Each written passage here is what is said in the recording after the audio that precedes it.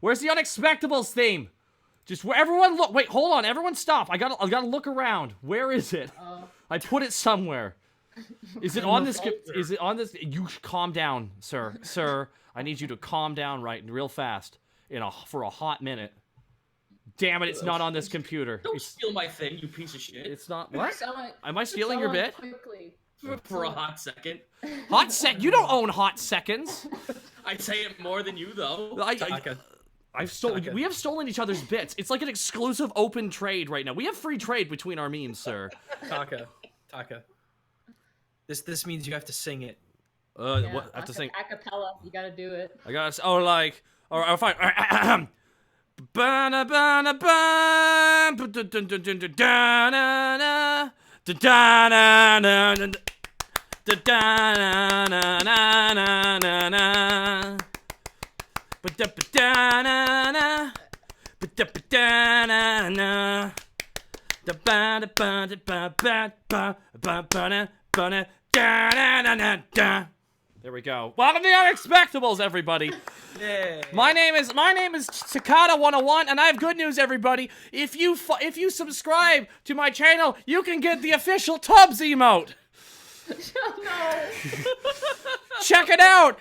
Often requested, and finally delivered. Motherfucker, it's time to bird up in ways you never expected. Nutcase, I will never Maximum. This bird up. I will never forget this nutcase. I will never forget this. So we found Tubbs. Tubbs can never die. Only the pigeons that play him. She drew that, and I was like, I am not paying you for this. I did. Like, oh boy, did I too. Oz, thank you for the 500 bits. Wow, the bits are flying real fast here. Whoa, Thunder King, thank you for the 1,000 bits. Damn, sons, y'all throwing bits and tubs at us. Oh my god. Just a chorus of. Oh. Now let's get 100,000 all syncing up and singing the Star Wars theme. Oh, dude, if you could just get me a waveform of you going, I will make a shit post of all of the tubs going by in unison. Oh, I'll send you that audio when I get home. You think I won't? I don't expect you not to. No, at this point it's important to say. But anyways, guys, here I'm down in Dallas, Texas right now. For those who didn't know, last night I was on The Natural Wonders over on Team 4-Star. Yeah, some dude just like meandered his way onto the set. I don't know what the fuck was happening. No, it's stopping. You guys don't have security, so. Oh, Honesty Onyx, 10,000 bits. Gamaleo, 500 bits. Honesty Onyx, this will. Oh my god, sorry, that startled me for a sec there. This will be the last time I can watch the stream live, as I will be deploying soon. So here's some final gift for me to keep on bringing the laughs from Honesty Onyx. Honesty Onyx, thank you so much for your service, and I hope it goes well. Thank you so much for your amazing support, dude. Like that is, thank you. Best of luck on your deployment. Yeah, best of luck in your deployment.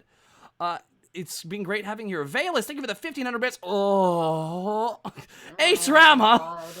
Ace Rama, 1,000 bits and change. Payday, bitches. Enjoy the bits. And looking forward to what money has in store for us. Oh, boy, so am I. Godspeed, Honesty Onyx. Everyone, Newt's out for Honesty Onyx, guys. Send him your well wishes. Please ask Ito if he got your package. We see Music Ichia, we got your package, and I think me and my sister want to take a photo with them together before we post it. Quit the Kid, thank you for the 1,000 bits. I'm missing the subs, guys. Sorry, just trying to get through this here. I've been having a rough week. Been looking forward to this. Rolly Rob, thank you for the 500 bits. Oh my lord, so you guys are being so kind right now. Oh my god, this. Oh, look at all the newts. Oh, people are now using tubs to go newt. You'll always just think, Nadine, every time, what was your biggest mistake as a DM? Just remember, Mina Tempest for 1,000 bits. You have your worst. I remember when I've talked with my D&D friends recently, and they asked me how everything was going, and I told them about tubs, and they didn't laugh until I pulled out the Wikipedia article on tubs. That's when the laughter happened. You don't understand. There are multiple seasons of canon with tubs. He's got a. God. What is the prequel quest to Tubbs in canon? Schmoogan with 1,000 bits. I come into a chat full of tubs, and I feel scared and confused and a little delighted. Goldberg. But anyways, guys, I'm down in Dallas, Texas. I've been having a blast and a half hanging out with Lanny. Saw Goomba today. Gave him the acid dagger of stab, which was given to me by a wonderful fan. It's on the wall right now. Yeah, damn right it is, dude. And aside from that, I saw Zito. Played some D&D with him yesterday. He's not bad. He wasn't bad. He wasn't bad at it. Katie Cat, thank you for the 500 bits. Single stat. Thank you for 100 bits. First stream. Great to have you here. Dude, how did it feel to roll real dice? Honestly, frustrated because the Roll20 does all the math for me. And I didn't realize, you ever feel like, I'm like, I have to do math? I never felt like more of a piece of shit than on that stream live. I'm like, I'm so lazy. I'm so bothered by having to do this math. It's just automatically done by AI for me. All your math for you, though. I know he did. Because he was like, oh, poor Taka's not used to this. See, because I don't know my stats from by heart, because it's like my first time playing the character, I was like, oh fuck, I gotta know this shit like lightning fast. Dude, I had to make that sheet twice. My computer crashed both times making your character. Oh, That's good. It was the worst. I'm just like, oh fuck, what was the stats again? Screw it, I'll roll it again. And you got the better end of the stick on that last roll. The official though. Unexpectables Discord is full of tubs. Excellent. But no, playing AJ was a blast. It was fun playing the High Elf AJ after 15 years and apparently teleporting over 10,700 times. You meet a man who's kind of at the end of his rope a little bit. You meet a man who's just 15 years of stress. Ooh, I will say in regards to the tubs emote, I will say that we actually did get a bunch of new emotes for the official Unexpectables Discord. Ooh. So if you like those, we have Sleepy Solly, we have Stressed Bork, we have Go On Isla, and we have Lies Who's Shrugging. So, and then we have Tubs. We have Tubs. And we got and Just Oh, that man. defeated tone. I saw her close her eyes a little bit and shake her head. Like, I visualized it in my head perfectly. Yeah, I could hear did But shake bro- my head. I didn't close my eyes. Though. Whoa, why are people's badges gone here? On the probate doesn't have his usual badge beside him. What? They reset every month. No, that's every month now. no, that's Yes, bullshit. yes, they do. Dude, No. that gives people a chance to be the new bit boss, though. That's the fun of it. But probate, thank you so much for the bits you just dropped. Thank you, dude, for the 900 for the 1,000 bits. Probate says, so did Zito make everything about the character, or did Taka provide the personality and story, and Zito took it from there? We both worked on it together. I had an idea for the character, and Zito helped me iron out the lore, like how it works in the world, essentially. I had the idea of the teleporting mage every 12 hours, and he's got to do a scavenger hunt. That's what I came up with, and Zito helped.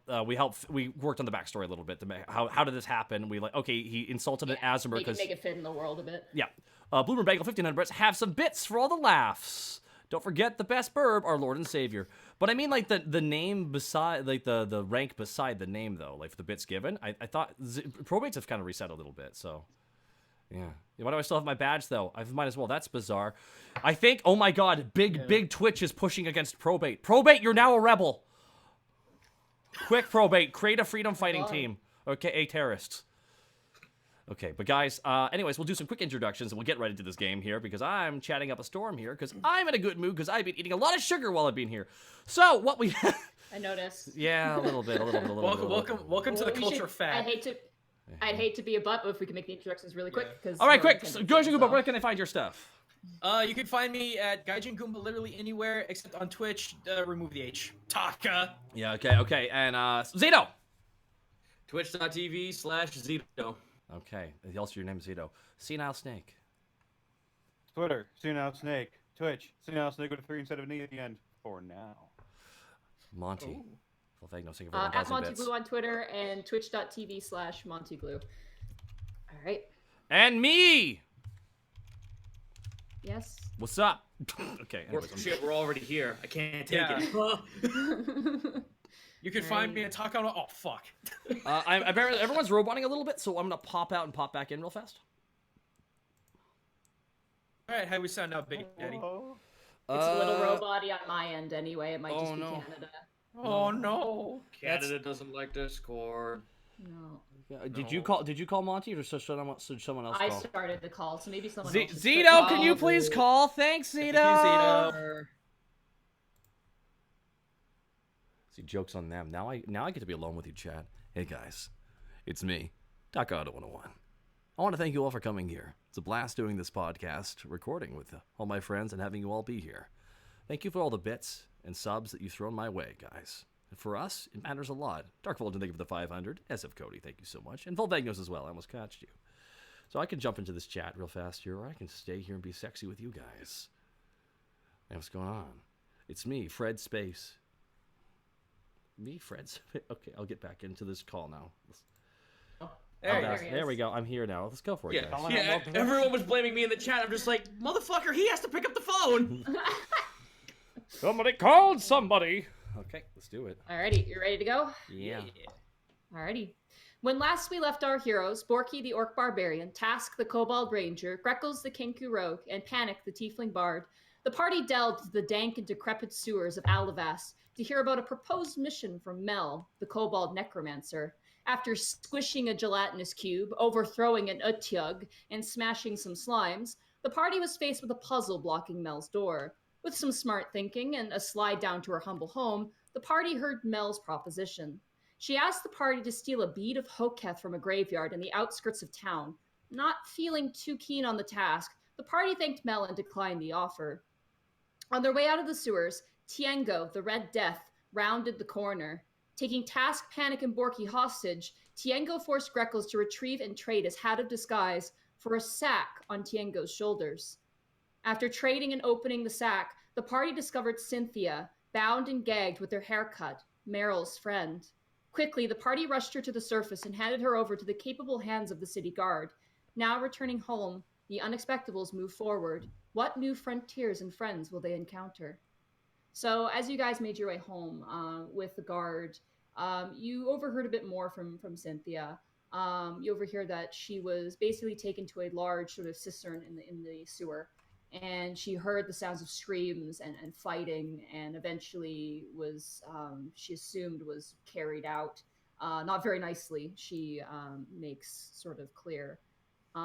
They end up taking her home. The guard thanks you. They also make a mark of it on your guys' criminal record as a service to the city, which is good for your favor. Mm-hmm. And they ask you to be careful coming home. You guys have a few days of rest. You guys accept the mission, your quest that you were looking at to go into the unexplored lands for some conjurers. And you need a ticket to get into the Middle District to get in there, and it takes a couple of days to get to you. And in that time, you guys go out shopping. You manage to pick up some supplies. For each of you, I sent you a bit of an event that happens. Borky, for you, you kind of stayed home a little bit. You didn't really need very much. Need a self-love day. Exactly. Mm-hmm. But you did go up and get the potions from Willow.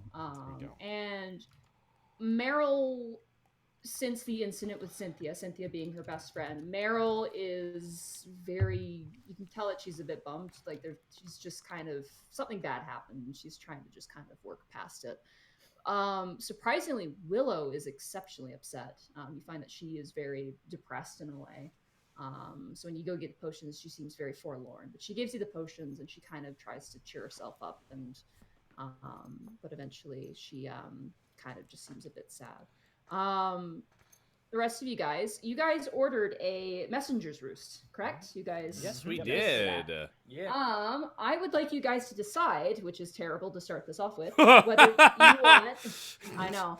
I would like you guys to decide what type of messenger that you want, because your actual messenger's roost comes with 3 different types of messengers that you can choose. You can either have pseudo dragons, constructs, or pigeons. Pseudo dragon. I would like to call this to a vote. All in favor of pigeons, raise your hand. Borky raises his hand. You guys suck. Borky walks out of the room. All in favor of pseudo dragons.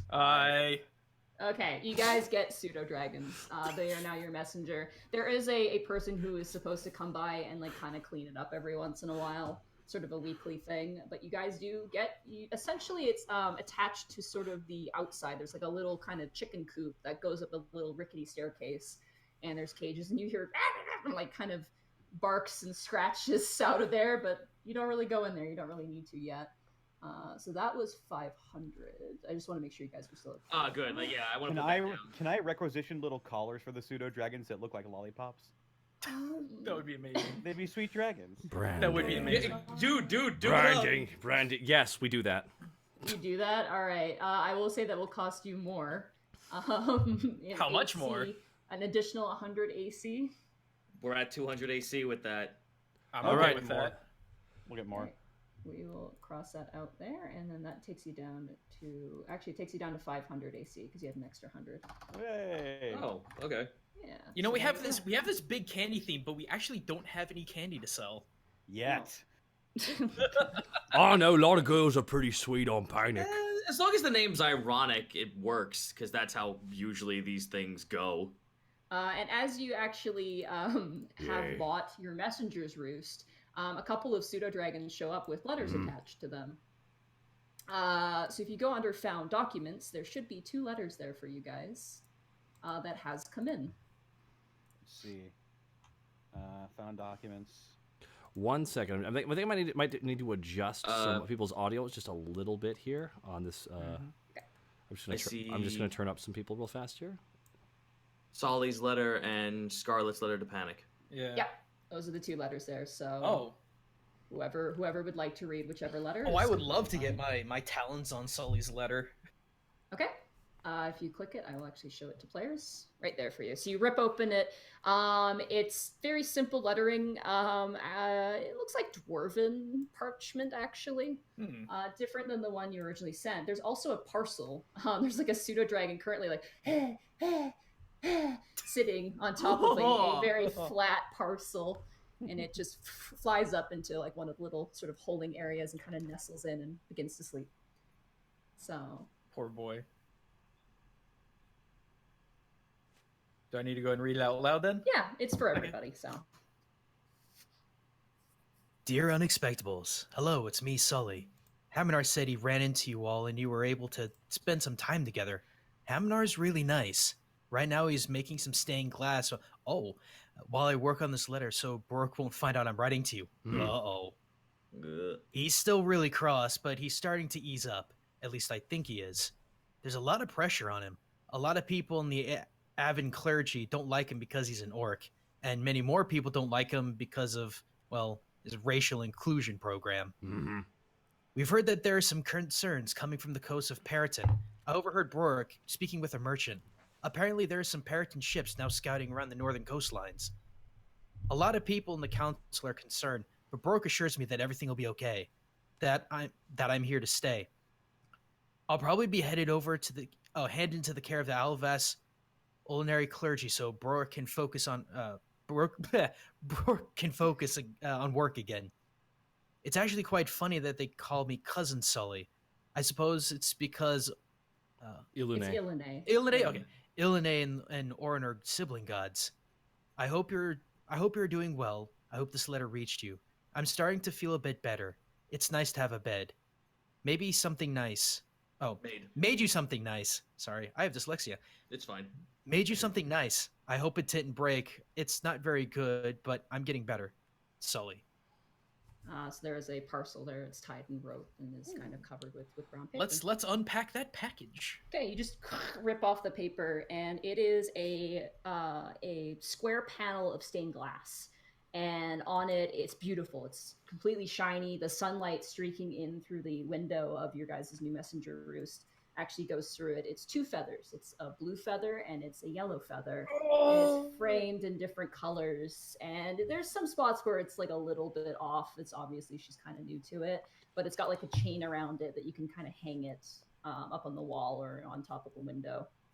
Greckles has this big stupid smile, and you hear this little coming out of him. She gave you blue. She did give me blue. Whoop, sorry, wrong thing. You dropped your sickle. Yeah, I dropped it. I dropped it super bad. You're like going to pet one of those pseudo dragons. It falls off your belt and just clang, clang, clang. They all scatter from you. Oh, god damn it! Roll 20, please. Is there a good place with some decent sun that we could put this up in? Actually, you could actually probably put it up in the window in the front of the, not outside, but on the inside of the Inside. actual tavern Yeah. itself, if you'd like. That'd be nice. Yeah, you can hang it there. It's very adjustable. It's well made, and it's does bring in some nice light. And even Helga's kind of like, that is very nice. I like that. I do too. There's the other letter as well. I think that one might be leaning more towards Panic. Yeah. Panic grabs the letter, cuts it open. It's very well written. It's extremely well written. Hi, Panic. It's Scarlet. Scarlet from the pirate ship. I thought you were my dad. I moved into Livrosia's School of Talented Children. I love it here. I get to sleep in a big bunk with a bunch of other kids. I get to play a bunch of instruments here, but we're not allowed to play the cymbals. Right now, I'm learning the flute. I can play hot cross buns and Chip the Dire Squirrel. It's one of my favorites. I'm also a part of the choir. I got in trouble yesterday for sneaking into the kitchen. It was easier to steal on the Talon. Priestesses, paladins, and clerics here are good at catching me. I'm also not allowed to pick locks. I broke into the instrument storage room and touched the cymbals. Paladin Aline was so mad at me. I had to write why it's bad to pick locks and touch cymbals and apologize to Miss Rose.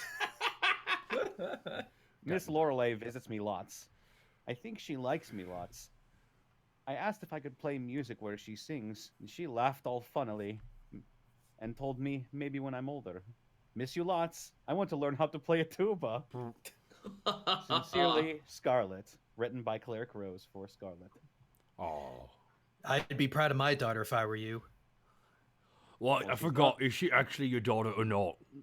I'm fairly certain she isn't. Okay. All right.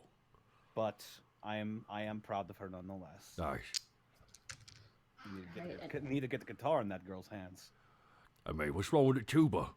You could put it on your hat, and it's like a helmet for battle. I don't think that would work too well. Borky, how would you see out of it? You'd be running around Well, if the enemy's just going. Or if your enemy's big enough, you just put it on and you run right at the enemy. You could put it on the enemy and then blow into it, and then he'd be deaf. It's not bad. It's not bad at all.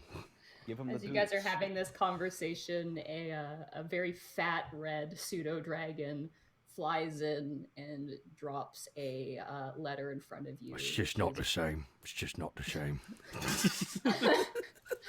It drops a letter to you, and that is your guys' approval to enter the Middle Arcana District. All right, I'll take that. Fantastic. I like him. We'll call him Chunk. You gave him a noise. Now we're gonna get attached to him. It's great when this one dies too. Schmoogan's already halfway done the art right now. Are we all just going to get? Are we all just going to get attached to separate fat animals? Apparently so. You guys head out to the Middle Arcana District, I imagine. Not really much else for you guys. You guys do get 5 rations from Mr. Borkington. He guys packs sweet. you some nice dried meats, some dried fruits, things like that. He also fills up your water skins. You all have water skins, and those of you who didn't, you now have water skins. So you have all that ready to go. You got your lunch, you got your fruit snacks, you got your Capri Suns, so you're good to go. And as you guys do make your way out, Vel actually stops you, your guard. Lewis Strog is on the other side, just kind of standing there as he does. But Vel actually just kind of like sees you guys and kind of stops you and is like, hey. What's up? Hi. Hello. What's up, Val? What's going on? Much. Okay. If you want to dock my pay, it's fine. What did you break? I just she points at you, kind of like you asshole. No, look, if it's all the same to you, I mean, with what happened with Meryl's friend and all, we talked, her and I think just to ease our conscience, could I walk her to and from school until, things are kind of better? Yeah. We have a problem with that. Why would Yeah, we dock your absolutely. papers? Oh, I'm leaving my post to do that, so I No, we've Lewis Strog can. Yeah, he's more powerful than we thought he was. truthfully. Thank you. Yeah, I'm sure he can hold Oh, things down jeez, while he you was walk there. Meryl to and from. I thought. He's always there. Oh, yeah, you're very powerful. You can just like when you hear bad music, you're like, it doesn't affect me none. So no, we will not be docking your pay, and you are more than welcome to escort her to wherever she wishes. Okay, perfect. So we have a Goliath escort service going on. The tall guy, the regular size Goliath. Doros? Yeah, Daryl or whatever. Yeah, he's said he's gonna do Regular sized Doros. Regular old Daryl. regular old Daryl. He said he's gonna walk Willow around if she needs to go anywhere Cool. for the time being. So That's fine. That's fine. Sounds Yeah. like a good plan. Yeah. Daryl's a good kid, so she's a little bummed out, but Weird. yeah. Yeah, she's not the only one. It's what it is. I mean, we'll see. I have good faith in the guard. I think they'll handle this, and it's just another problem. It happens. New city, and not a lot of things are watched as closely Task holds as. his Yeah, hand but up. they seem to be targeting her because she had the white curse. The white blessing. What? Mm. Her skin's really, really pale. Yeah. Task holds his hand up. If it's all the same, if she feels far too afraid to actually leave the building at any given time, she's welcome to use my room for resting here if she doesn't feel like leaving.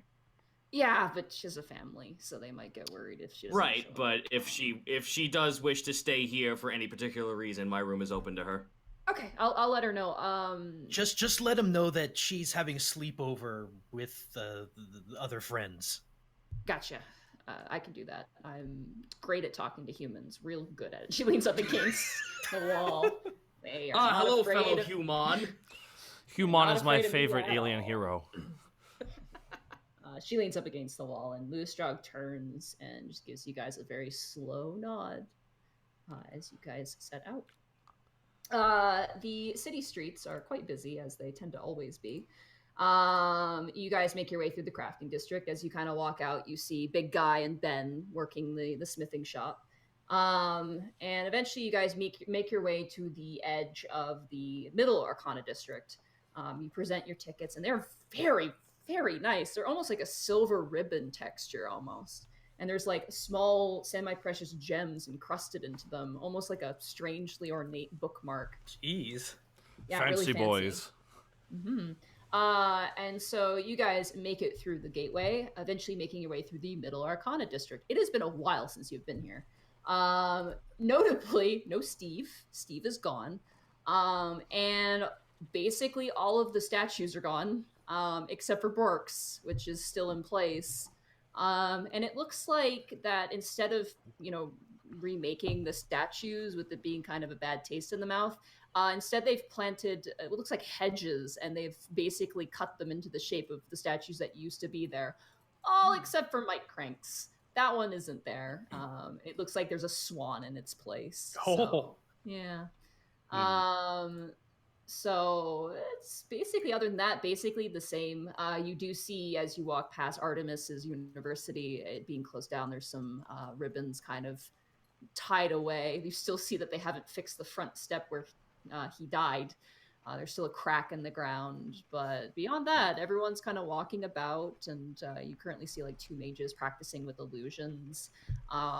2 are currently talking about which familiar would be the best familiar. One's arguing that the owl is vastly superior, while the other is arguing that the winged monkey is just supreme.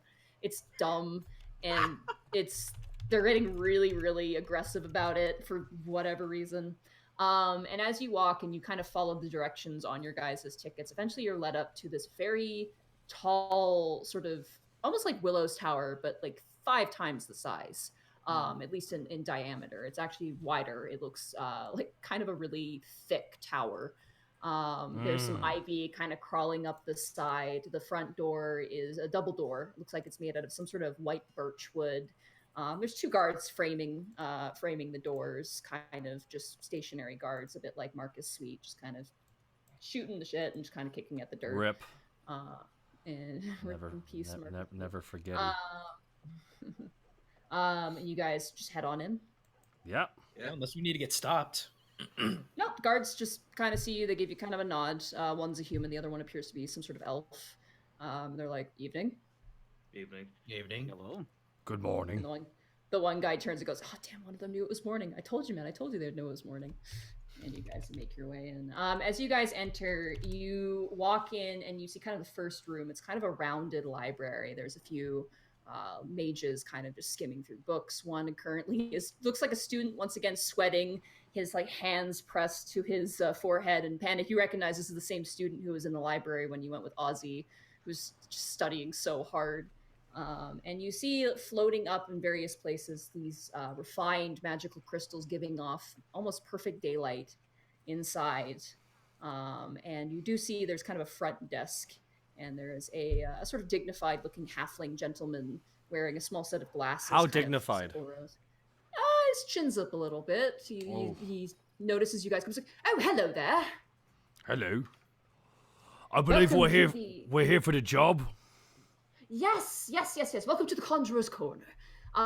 You are sent by. He begins to skim through the books. He goes, are you the one fetching the No, that's not you. We're going to the unexplored territory. Yeah. we're- Right, that would be the one for the yes, the orb. Excellent. Yeah, Merrick's Galaxy. He's currently meeting with someone, but I think they're going to take the same mission as you. Just go up the flight of stairs. First on your left. Do not touch anything, though, please. We are currently renovating. Part of our beautiful building was destroyed by a large creature, to say the least. As you are.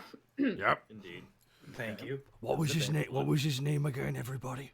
Mariax Galaxer. Mariax Galaxer. Oh my lord. Yeah, right. Dragonborn names. Fucking Dragonborn names. All right. Well, could you? I know, right? Shifty eyes. The only thing worse is tabaxi names, which is why they have stupid names. Mary, I know, right? it's Mr. Tibbles? Who the fuck names their tabaxi Mr. Tibbles or pistachios? Mariax. What was the last name? Galaxer. I'm just gonna Galaxer. copy and paste it because there's no way I'm writing this down. Something have large it destroyed right it. Wait a minute. If something large has destroyed this place, was it Tubbs? Did you destroy this place, Tubbs? My God, that last name. GHAALLIX.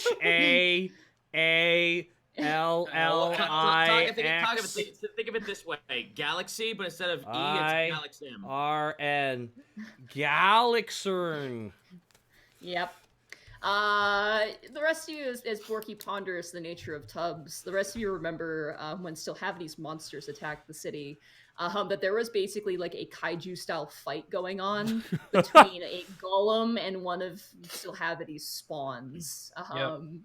So you do distinctly remember that maybe there was some collateral damage. Did the construct giant golem did it use a boat to smack it in the face? No, but it did punch it in the face. Not bad. And it was pretty cool. Yeah. You guys go up the stairs, and you do see that there's some kind of patchwork in the wall, and you see like a couple dwarves and a few mages currently kind of being like, "No, I believe the original construction was like this." I'm like, "Are you wee daft bastard? It was like this. This is dwarven construction." They're kind of bickering and arguing about how to put the tower back together. And then you do see a set of giant double doors, and you see engraved in a placard inset into the door, Merrick's Galaxern, currently. Well, boy, should we just give it a knock? I mean, okay, fine. Borky just Borky. Borky no Borky knocks on the door. Boom, boom, boom. And you see Isla's head poke out. Isla? Oh, Lady Isla, yeah. Oh. Oh, evening. hi. Oh, hi, Miss Good Isla. evening. Good evening, Madam Milo. Merrick's, it's, I think, some more. Let them in. And the door opens. And as the door opens, you see who you assume is Merrick's Galaxern. He is a very kind of refined looking, I believe he is a silver dragonborn. Yeah, he's a silver dragonborn. He's a silver dragonborn, very refined face. He's got a set of glasses on his snout, wearing very, very lovely kind of deep maroon and blue robes. And standing next to him is could only be described as a giant turtle man. And I would like to introduce our guest star, Mr. Nicklandis, better known as Lanny Pator. Yay! Oh, hello. We have some new people here. Oh my God. Oh. I'm gonna show what our new friend looks like actually to you guys. if it'll work. Oh, I gotta make Yep. it public. Oh, One here second. we go. Oh yeah, everybody. Oh boy. Oh, and the my chat God. blows up, and the There you chat. go, turtle. There we Chat go. goes nuts. There you go. Oh, that is a turtleman. Wait, what's that beside him? His arm. What? Oh. Whoa, what?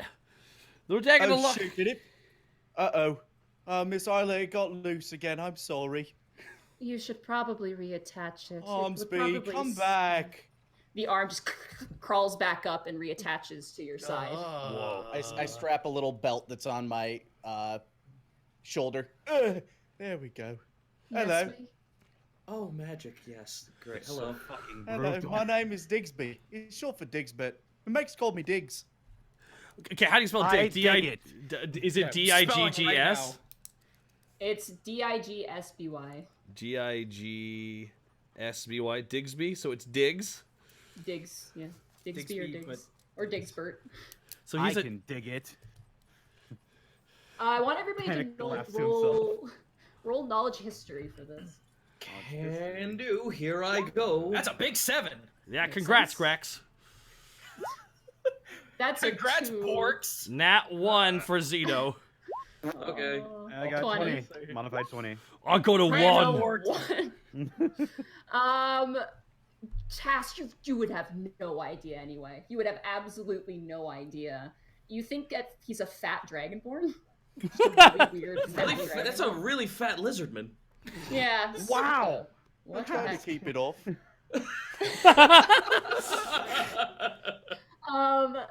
Panic, as you kind of look, you're like, oh, right. You've heard of these. These are called tortles. They're exceptionally rare to find. They're from very far south, from like very independent island nations. Seeing one this far is actually a treat. You've never even seen one from Tricadia. You've never seen one anywhere. This is your first time seeing them, but you have heard of them. You've actually played a few of their songs. They're a very, very unique culture. And Lady Isla just kind of turns and goes, all right, Digsby, I'm going to leave you here for now. All right, thanks, ma'am. Yeah, no problem. And Digsby, make sure to watch your arm. We don't need a playground incident. Yes, ma'am. I'm sorry. Oh. No Armsby, staring you at better behave children. yourself. When you're done, return to the Hoketh Temple. Of course, ma'am.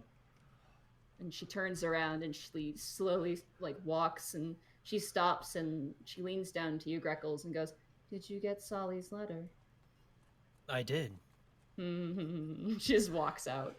No. Before she walks out, Greckles just joins him. That's Stevie.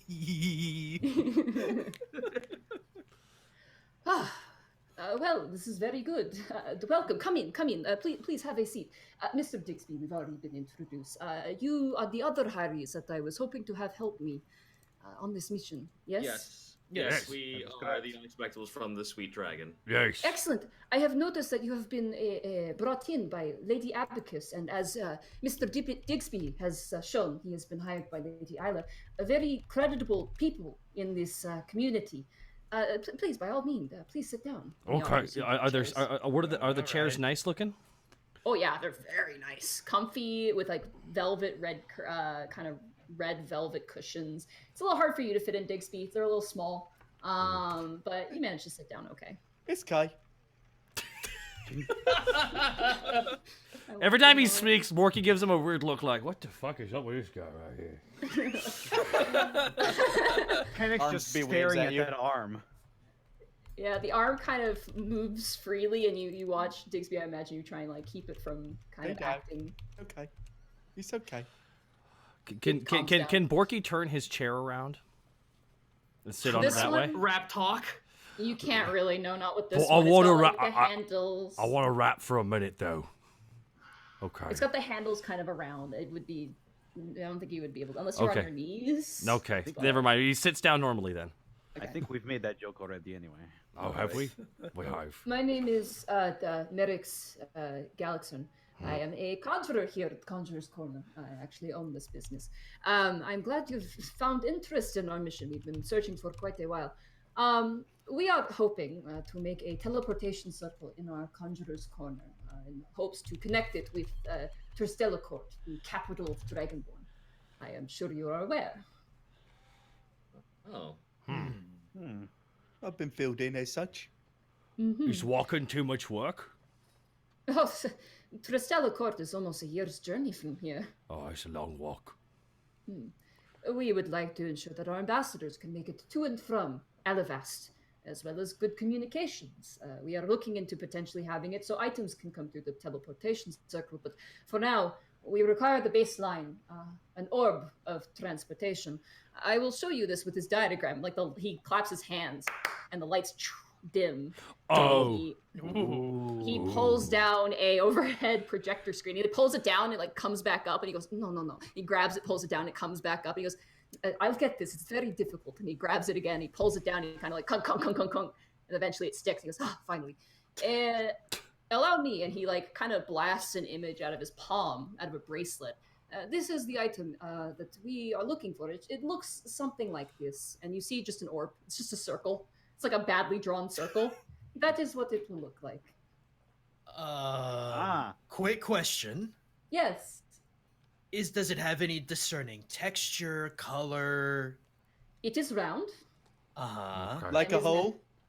Yes, not really like a hole. It Well, is round, holes could be like- square, though. They does can have a be. point. It is like you dig hole and you find rock, and rock is round. Yes. I Okay. suppose so. Rocks could be square. This particular item is hard to find, so we give you this. And he opens a drawer and he pulls out a crystal, which is on a kind of like an earring ring, and it's attached to this big brass circle, like this brass ringlet. And as he holds it, you notice that the gem is just pointing in one direction, and as he turns the circle, it continues to point in the same direction. And as he kind of whips it around, it always points in the same direction. It appears to be pointing westward. And he walks over and he offers it to... Who's he going to offer it to? He is going to offer it to you, Task. He hands it over to you. Task will take it. I have a question. Oh, sorry. Please let me explain first. This is a very important item. We entrust this item to you with hopes that you will return with the teleportation orb in hand. This actually can sense the sort of conjuration magic that it begins to emit. In that sense, this will be like a radar to you to help you find the item and return it to us. It's really good. It's handy. Task will put it on. Task will put it on, and then you can't put it on. It is a brass ring. You hold it like you hold it, and essentially it's almost like a weird dowsing rod in a way. Okay. So, how will this show us that we are getting near our object of choice? This is problem with tracking device. You see, it will point you in direction. You are there if it points down, but it will only point you directly there. It will not vibrate. It will not glow if you're getting closer. I'm afraid you will have to search on your own. So I will know we're past it if when we walk over it, it points the other direction immediately. Precisely, Yeah, yes. yeah, I get it. If I can get it, we all get it. Seems Like a simple. dowsing rod. What? Is there any sort of dangers we should be aware of as we go into this wild unknown? Yeah. There are plenty of dangers in Alivast. I'm sure that you can attest, Digsby, in your training for the Hellcat Clergy. Yeah, I have a quick question. Yes, Who's he? Yeah, that brings us to who this? This Oh, is hello. Digsby. My Mr. name's Digsby. It's short for Digsby. My mates call me Diggs. I'll dig you a hole for 10 copper. I can dig it. I don't need a hole right now, but there is someone I'm looking for. I'll talk to you after this. Okay, I'll dig him a hole too. Oh no. Oh shit. Oh, the light bulb went off. Merrick's kind of goes back and he goes, we have no time constraint for this. However long your journey takes you, we are accepting. We only ask that you do return. Failure to do so bodes unwell for not only you, but also for the Nerazman Collective, as well as the city. Well, Is that there much a- is obvious. If we were unable to, let's say for the sake of argument that we were unable to retrieve this artifact, is there anything of equal or somewhat same value that you would like in its stead? Oh gods, no. We need exactly this orb, or else teleportation circle will not work. I would just figure that charting an unknown territory and being able to come back with findings would prove beneficial to your organization. Not particularly mine, but adventurers guilds and other guilds would be very much interested in this. I'll keep that in mind. Greckles leans down to Tassir. We might actually be able to sell that information. Task taps his side and flashes Greckles a small little box of a cartographer's kit. Greckles gives a solemn nod. I don't believe there is anything else I can tell you beyond that. I believe that if this is correct, we've reached the edge of the known territory. There is a vineyard, which will lead you to the edge of the woods, that will lead you on to I don't know where. Ooh, I like grapes. Yes, they become wine after the fermenting process, Digsby. How do you know that? How do you know that, Borky? I know a lot about alcohol. You know what? I'll accept that. Perhaps you could bring me a bottle. I'll say one time I drank some and there was some berries still in there and I coughed at them. And with that... Sir, we will find you your orb. Excellent. I wish you the best. And anything else you find, I mean, there are riches to be found in Alivast. I would not be doubtful that you find something of great value on your adventures. Is Digsby supposed to come with us or is he just hanging out? Oh, No, Miss Isla asked me if I would take care of this, so I figured I'd come along if that's okay with you. Team huddle. Very well. Team huddle. Team huddle. Borky does a team huddle. Digsby, you watch as all four of these weirdos who you've just met kind of all huddle together, and Merrick's turns to you and like kind of gives you like a shrug, like, Borky, I just pull out a small wedge of cheese. Borky's head pops up. Borky's head pops up. You gotta go there. You guys want some of that cheese. Borky walks away from the huddle he creates, walks over to the cheese. Yeah, Mike, can I have a nibble? Okay. I break you off a little nub. It's salty. That's good cheese. I gotta go back to the huddle. Be right back. Borky Okay, walks bye. back.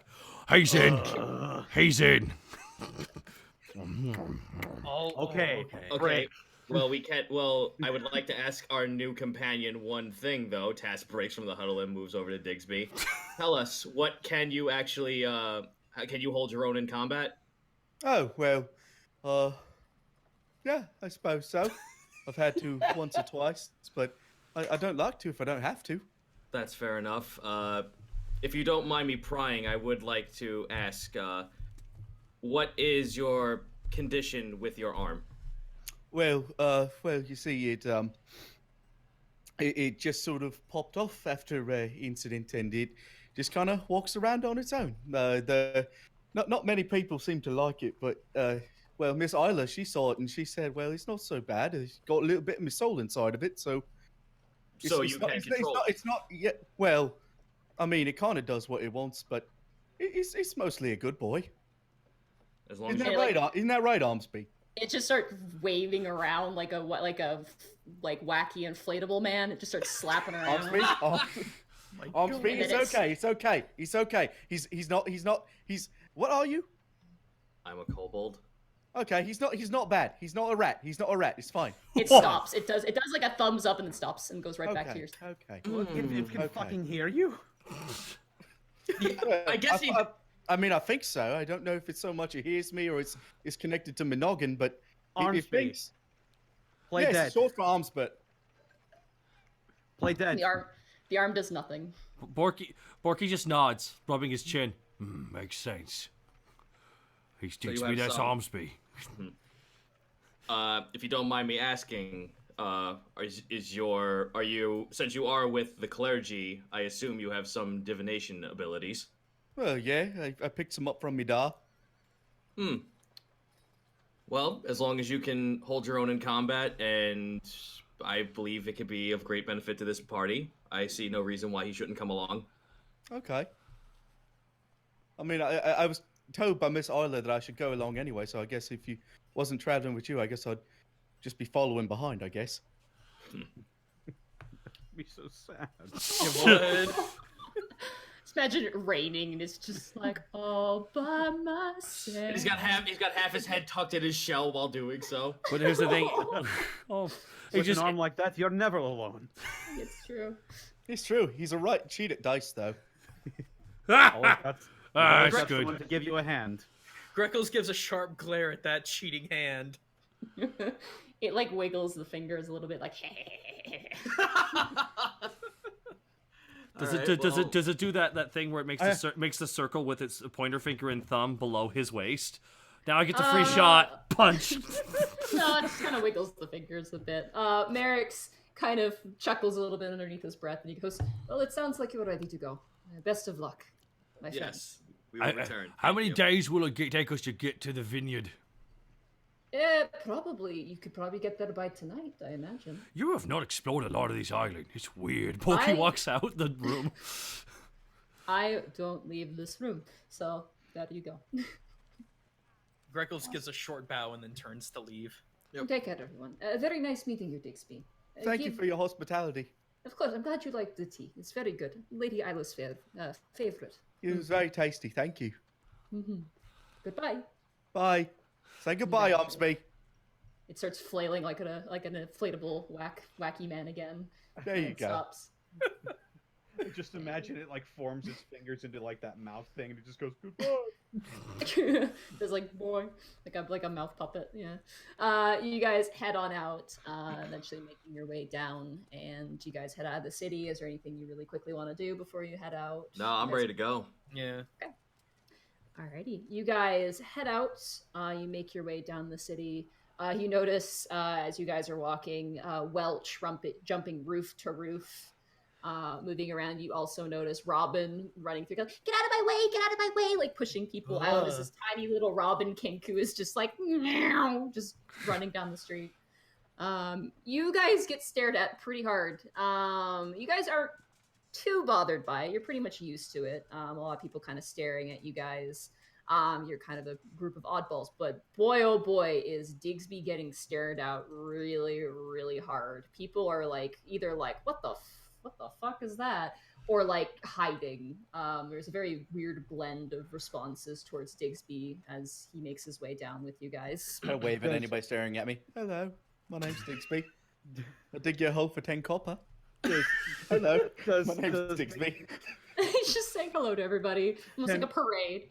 Can I like roll an insight to see if he's particularly bothered by any of this?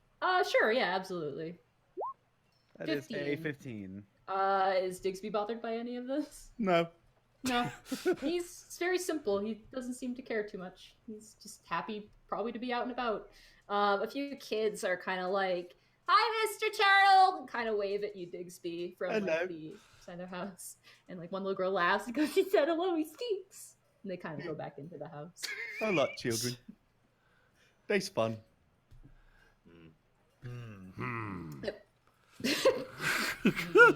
We all collectively think back. These jaded people, and there's Digsby. I like kids. Meryl's a kid, but okay. Yeah. Eventually, you guys make it to the outer wall of Alivast, and from there, you enter into the tent town, a cityscape made up of different canvas tents, and the only building that actually is a building is a lone tavern that you all remember, and even you, Digsby, having a drink in when you first arrived in Alivast. Oh, some of my dwarf friends took me there. It's nice. You hang out with dwarves a lot? Oh, yeah, they brought me up from the islands. Oh, and that's where you're from? Yeah, down in Patello. Down in Patello Island, that's where I was from. Oh, Yeah, it's nice. Don't really see a lot of turtles around here, actually. Yeah, Are you part of the Holketh clergy then, in here in Alivast? Oh, yeah, my dad preached for him down there till the incident. They mentioned it back there, but, do you want us to not mention the incident? The incident? Oh, yeah, the incident. Yeah, that's how I lost my arm. Oh. Oh. How'd you get it back? Oh, I just kind of woke up and it sort of wandered back to me after a bit. That's a good arm.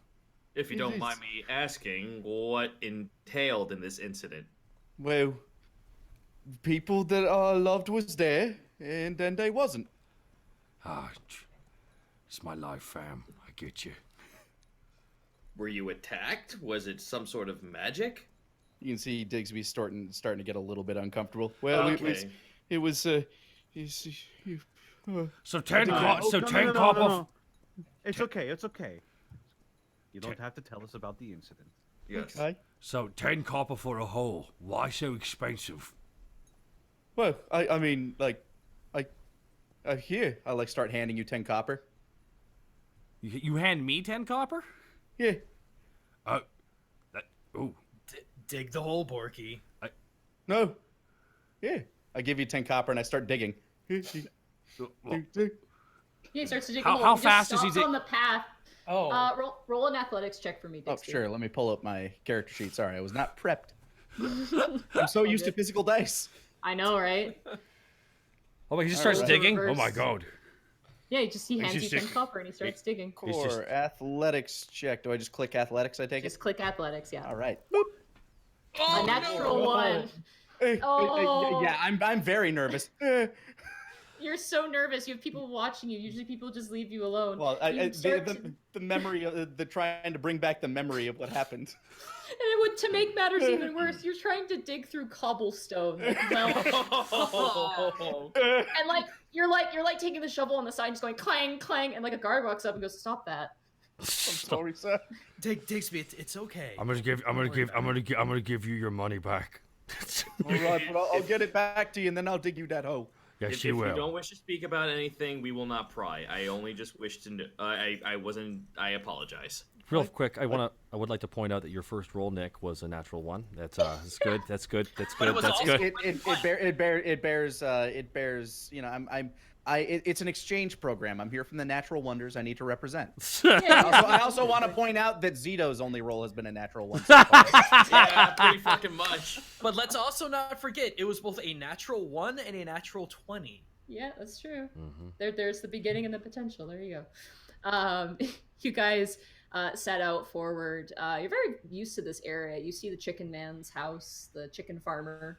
You remember eating kind of at the outskirts of his farmland. Oh god, we're going. Are we going the direction of the fucking Spoiled. death crater? You kind of are. You're heading a little bit more south. Oh, God. Okay. But you do reach the cusp of Ginter's Folly, and it is just as haunting as it used to be. Taz looks at the thing and it's the compass. I will describe this for Digsby because they weren't here. As you are walking with these four, it's probably been about an hour now, like probably about 2 or 3 hours. Digsby, you come across what looks like just regular farmland, and then suddenly it becomes pitch white and is covered in salt. There are skeleton houses, used to be people living there, the bones of animals dead. And you just see wind rush and kick up some of the dust and salt as this large flat land lays out before you, very haunting and cold. I think you can actually sense stuff, I believe, can't you? You are sensing almost spacklings like starlight, bad, evil, vengefulness, and anger. Digsby's arms like slowly start like they don't go all the way in, but they slowly kind of retract into his shell a little. You okay, Digsby? It feels bad here. It feels bad. It actually Bad, was. It is bad here. It was bad here. No, just we walked through it one time, like a couple of assholes.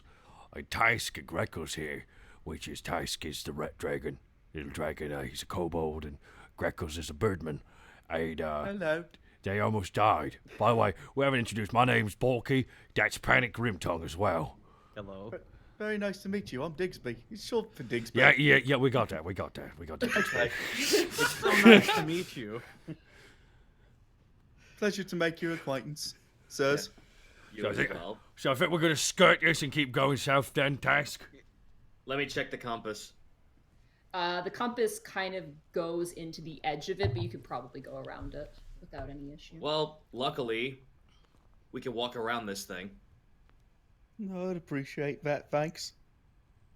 Let's follow where this thing wants us to go, but as long as we stay on the outskirts of Ginter's Folly. So Digsby, what do you do for work usually? Oh well, I don't do much work. I like to dig holes. Yeah. I've dug a few wells. People Oh. gave me money for that. I don't figure why. I just really like digging holes. Dug some graves. They like me. Oh. The local knackers really appreciate it. Huh. That's crazy. You ever think about working in construction? Dug a few holes for some barn posts and things like that. But Oh, you know. interesting, interesting. So I didn't know the practical applications of digging as a pastime. Oh, digging is great. You want me to dig your hole? No, not yet, but eventually. Okay. Who's at the end? Who's kind of keeping up the end of the marching order? It'd probably be me. Would it? Probably you. But Ken? I was gonna say probably Digsby. Oh, you're speaking for him now. Oh no. I don't know. I've always taken rear. Ironically enough, I'm not that slow. Yeah, no, turtles are actually very moderately speed-wise. There's the word I was trying to come up with, but it doesn't I exist. mean, have you ever seen? I have a natural speed 30. Yeah, no, he's not slow. Have you ever seen the video of like a dude trying to sneak up on a tortoise and it rockets into the water? Yeah, that's I was pretty just much thinking of Digsby. that actually. Well, here. Let's. I'll decide- say Panic and Greckles, I'll say you guys are taking up the rear. I'm going to say Digsby and Bork, you're at the front talking. Task, you're kind of in the middle. I would like Greckles and Panic, I'd like you guys to both make a perception check. That's a 22. That was almost persuasion. That was almost performance. There we go. 17. Okay. Panic, you kind of scan the whiteness of the Ginter's Folly and you kind of shudder a bit as you remember going into that house and those seeds and the message on the wall, and it seems like a bad nightmare.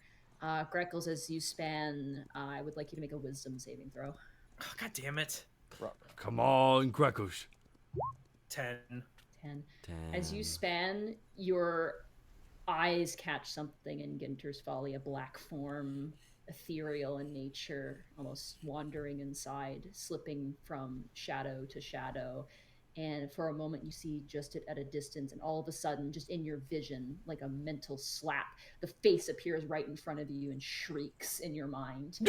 Stagger back. Jesus! Digsby, Okay. you sense Digsby as this happens, evil near him. No. I rush to his side. Where is it?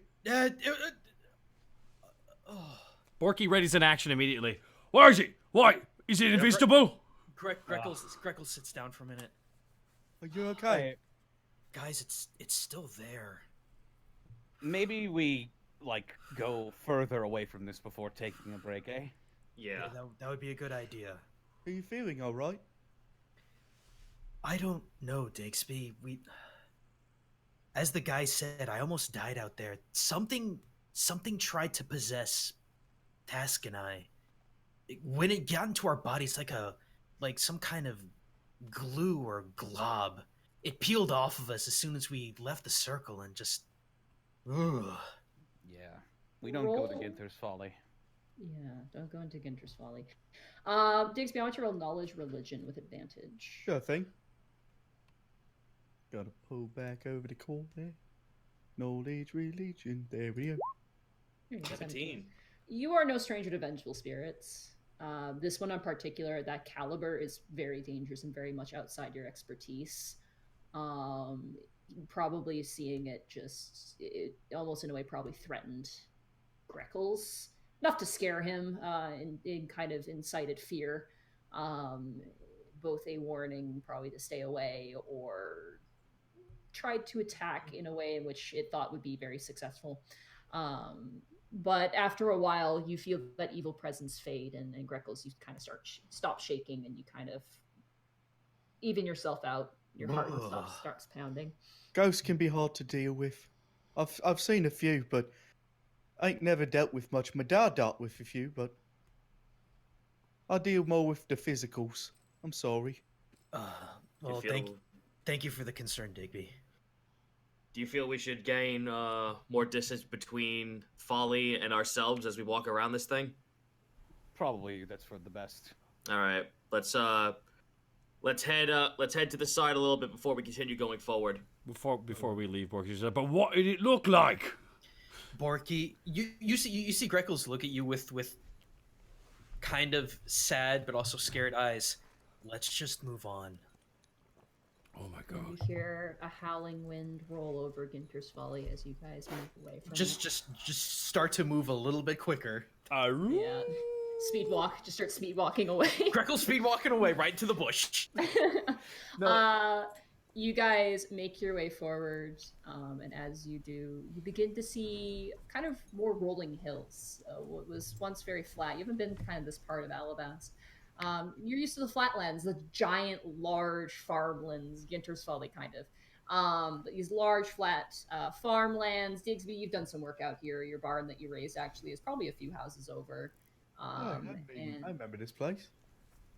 And you begin to see up on one of the hills near the edge of a forest, you see just rows upon rows of grapevines on large sticks. And you see kind of a nice trail leading up as you guys kind of make your way. You see that some of the grapes are still on the vine as well. A few other trees like apples and apricots and things like that. Mostly apples though, since it's in the season. Is it like an orchard that's something that people are caring for, or is it maybe a little more wild? The apple trees and the apple trees appear to be a bit more wild. They're a little bit more spattered. There's no real rows to them. They're very large. They're not trimmed either, which indicates that they might be wild. The apricot trees are in rows, but it looks like they're kind of new. They're kind of new sproutlings that have come up. But there are just tons of grapes. Like the focus is obviously on grapes because there's a lot of them. I'd actually like to make some acrobatics checks to see if I could grab some ripe apples. Okay. Roll an acrobatics check for me. That's a 19. 19. You guys watch as Greckles just says, runs right towards an apple tree. And as you kind of climb up the apple tree, a bunch of them begin to fall down and like onto the ground. And eventually you reach up, and I would like you to roll a knowledge nature check, actually, to grab the most delicious apples that you can. Ooh, that's a 4. That's a 4. You just start grabbing whichever one, and you just start shoving it in your bag. You get essentially 3 rations of apples. You get about 12 apples, I'd say. Borky grabs one of the apples and bites into it. Oh, this is gross, Greckles. This apple has half a worm in it. Then you from the But top, Borky swallows and just throws it down on the ground and keeps walking. from the tip tops of the trees. Yeah, you should feel right at home then. No one was What? listening. What? What? Digsby's just looking back and forth and plucks a grape. Oh. You eat it. It's a bit sour. It's a little sour, but sweetness to it. Is it wrong? I just imagine him slowly leaning in, just, and just chewing the branch and pulling his mouth back. Just that Shifted. turtle noise. Digsby's more respectful than that. Yeah, no, Digsby's a gentleman. Really quick, Digsby, Greckles comes up to you and trying to sort through all the different apples gives you one of the best looking ones. No, thank There you you. go. Well, thank you for your concern. It's no problem. I know the undead is spooky. I don't like them much. Digsby, Greckles looks at you like really, really inquisitively. How? Yeah, is something on my face? Covered in grapes. Just like grape juice. You remind me something my old friends used to talk about back where I used to live. Yeah? You said you came from some islands. Would I know where those islands are? No, Or you would failed that your be history weird? check. Okay. You said you came from a set of islands. Yeah. Have you by chance heard of the Eastern Islands? What should I roll to see if I've heard of that? That is history, actually. All right, let's see if I've heard of it. Maybe. You've heard it in passing with the dwarves. You've heard a few of them. A couple of them were joking about how they got tea from there, and some other. They're merchants mostly. Yeah, me dwarf friends talked about it much. We talk about it a lot over games of dice and talked about like tea and things like that. Well, let me just put it this way. I'm actually glad you're a nice turtle. The ones I've heard about have done horrible things to people. Yeah, I'm sorry about that. I ain't none of my mates have done something like that. Well, that's good to know. Interesting. My mates was peaceful people. Me mom, me da, they were all nice. He starts kind of scratching at his scar. Oh. Panic readies his guitar. You said I've played some songs from where he lives before. From Patello, yeah. Yeah, I'm gonna play one of them now. Okay, it's kind of Hawaii-esque. To give yeah. a Oh, comparison. dope! Nice. Just on like a String. Did you know the island of Hawaii was based on the Aloha region in Pokemon? Anyway, Shut up! Oh god, I got culture shocked by fucking Taka. Now all I can think about is the Sonic Adventure Big the Cat. Bow, wow, Oh. Brutal. If I roll on that one, it'll probably be the. Yeah, please roll a performance check. Yeah, let's see how it goes. 29. 29. So it's more like what Double D did in that one episode of Ed and Nettie with. Oh my Somewhere over there in the book. Somehow, on an electric guitar, you managed to emulate the sound of a ukulele and play a Patello Island song. Digsby, it's not too bad. It's not authentic, but it's pretty good. As you Not start too playing it, bad. Digsby starts trailing off, and his eyes just kind of go wide. Borky goes behind Panic and just pops by his head. He's available for parties. Clap, clap. That is true. Task has been just walking along, looking at these grapes, just like, the forest veil. We're growing these things all the time. What's so good about them? Roll survival Digsby, check to eat one. I was gonna say Digsby wipes a tear from his eye, and he just kind of like looks down. Oh. Oh. Oh. Thank you. That's why I'm here. I hope that made you happy. It brings back memories. Good ones, I hope. Yeah, Good. it's kind of hard to separate the good and the bad, though. Yeah. I do requests. Play the Greckles theme. Uh, Bird crimes. His play- name is Greckles. Play the remix. I do have an Eastern Isles songbook as well. You do, yeah. I play an Eastern Isles song. All right, you go ahead and do another performance check. 13. Not very good, Greckles. That's a not natural. not. That is not- a natural 2. By the way. Yeah, that's a 2. Not very good. It's really hard to emulate a shamisen on an electric guitar. Surprisingly. Digsby digs it. Yeah, you do. I like that. Ain't heard that one much. Sorry, you were eating grapes. I'll stop. Task, as you're walking, you smell something. Oh dear. Where is it coming from? Roll a perception for smell. Sorry, that was Perception. me. Here we go. Oh, nat one. Sorry, that was me. Oh god, Borky pushes him away into the vines. All right, well, fuck that, I guess. You smell something. You go, barbecue. Wait, what? Okay. Does Borky's Yeah, that was orc definitely me then. does Borky's orc-like sense of smell like Wolverine from the Marvel's X-Man? Borky will roll a perception check as well. Yeah, but you won't get advantage for your Wolverine perception smell, my friend. But I explained why it makes sense. Borky does not have the X 13. 13. You smell it too, and as you kind of look up, you do see a bit of a fire. Not like a raging flame, like the house is engulfed in flames, but you do see what looks like maybe a bonfire going. What time of day is it? It's sundown about this time. Borky walks to the fire. Okay. Greckles I'll follows follow after Borky. him. You're gonna I'll follow walk after along. him? Okay, you guys walk along up the road, and it's kind of you walk up a hill, and you see kind of the rooftops of some houses. And rooftops, I'm so sorry.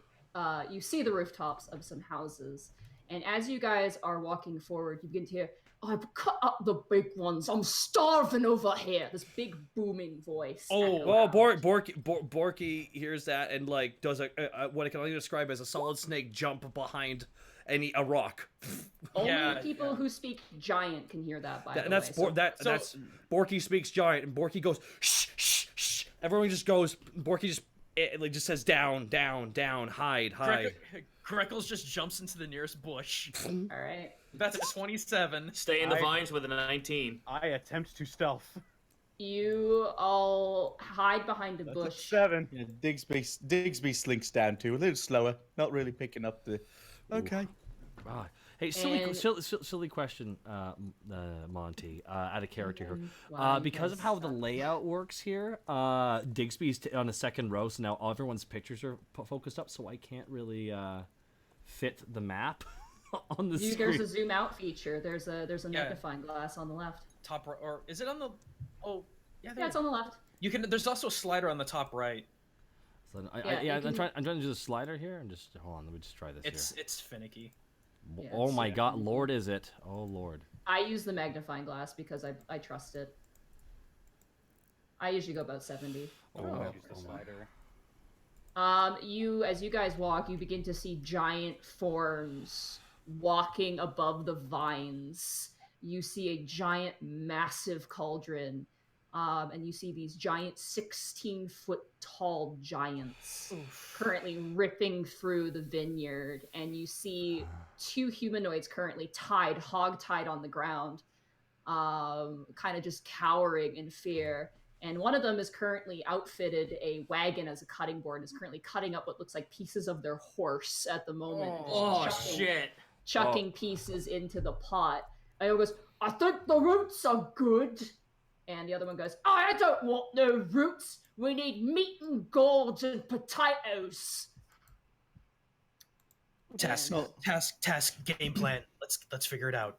All right. Something. These guys aren't too bright. I could probably loosen up something pretty fantastic. I'm guessing Borky's translating this. They say they're eating a horse. I don't mind. There's not more horse to eat. Well, the people over there is tied up. We should go get them out of there. That's not very good. One could- second. You must I could probably distract one of them, actually. Well, I've got plenty of distractions. They ain't too bright, so they'll probably believe it too. All right. Well, here's the thing: we got 2 boys over at the cauldron, and we got the 1 guy off in the field. If we can somehow get the 2 away from the cauldron and go to the man on the field, we can probably extract the 2 hostages. Actually, hang on. I'm looking through my script real quick. I could probably try something that I've never done before.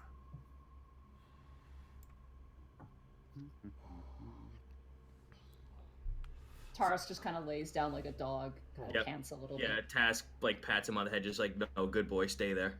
I could probably solve both of our problems. Or, no, wait. This giant just steps over the fence as you're plotting. Oh, Never son mind. of a bitch! Oh shit. Never mind.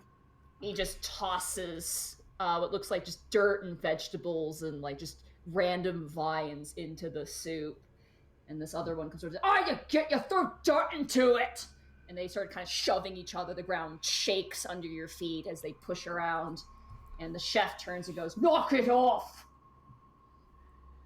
Go get some chickens from the coop. We need more meat for the stew. Might as well eat well until the rest of us come round. Borky, what were they saying? There's more of them coming. The other one's axe going. now, then. The other one's going away to get the chickens. We might be able to get the drop on him if he's I alone. don't think them chickens belong to them. No, No, they don't. I don't think them people belong to them either, but they seem to think that way.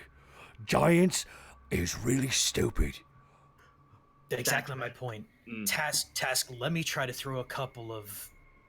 Let me throw a couple of genjutsus out there. We might be able to distract them or make them flee. I actually had Yes. one idea as well. I'm sorry. As you guys are talking, you listen as the giant who has walked up to the chicken coop is just like cracking it open. He's ripping the wood, it's snapping and splintering. He's just throwing it aside and reaching and just grabbing fistfuls of chickens that are screaming and pecking at his hands. Borky, As can he- you... Oh, I'm sorry. He walks over and just dumps them all into the pot. Oh, And you just hear. Borky, can you speak you can speak their language, right? Or Yeah. can you just understand them? I can speak giant. Greckles, Panic, can either of you throw Borky's voice? I could. I can. I could probably thaumaturgy his voice. I can naturally throw that with a minor illusion. What should I say? Why don't I pretend to be the giant god? Well, here's the thing, Borky. If you can pretend like there's another giant or something of their caliber coming their way with more ingredients, maybe that can lure them away. So in other words, I gotta pretend there's something even better away. Far away. Say something in them that would get them over to that to a direction away from the cold. Something along the lines of if they had they have a cow or something. Okay. I could do that. Okay, I gotta protect. Borky. You're gonna have to tell me exactly what the words are, because it has to come from me. Oh. Wait, what? Oh, shit. No, it can be someone else's voice. Can it be? Oh, okay, cool. I thought that was completely limited on myself. Never mind. I take that back. If you create a sound as volume can range from a whisper to a scream, it can be your voice, someone else's voice, a lion's roar, beating a drum. Okay, sweet. Damn, Beautiful. that's helpful. Okay. I'll lead him away. I got an idea. Now, they didn't say any of their names, correct? Nope. Shoot. Okay, let me just sorry. Out of character, if I just need to think real quick here for about a moment here. I'm gonna throw it this way. Yeah, I figured you'd throw it back to the left. All right, cool. I'm just gonna. Your range is only. 30 no, feet. it's only 30 feet, dude. Well, like throwing the voice. Throwing the voice. I would have to throw it for it to be effective. I'd have to throw it directly behind us, and that's not a good idea. No. I'm still well hidden. I've still got illusions, guys. Couldn't These I guys are just- dumb. The giant grabs one of the humans and tosses it over to the other one like a fish. Just like throws it, and you hear the human go, "Ah!" as the other giant catches it and then sets him down on the cutting board. Okay, We no. gotta go now. Let's go now. I'm dropping. No. Drop an illusion. Okay, where are you dropping it? I'm gonna be dropping it. Hang on, let me click the spell. This is a technical thing. Just give me a second. Wait, no, it's illusionary script. Silent image. Sorry. 60 feet. Dropping it. Shoot, let me scan it a little bit more.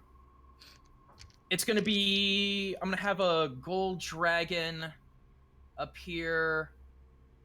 God, I can't. Okay, that's 50. Right there. Where's right there?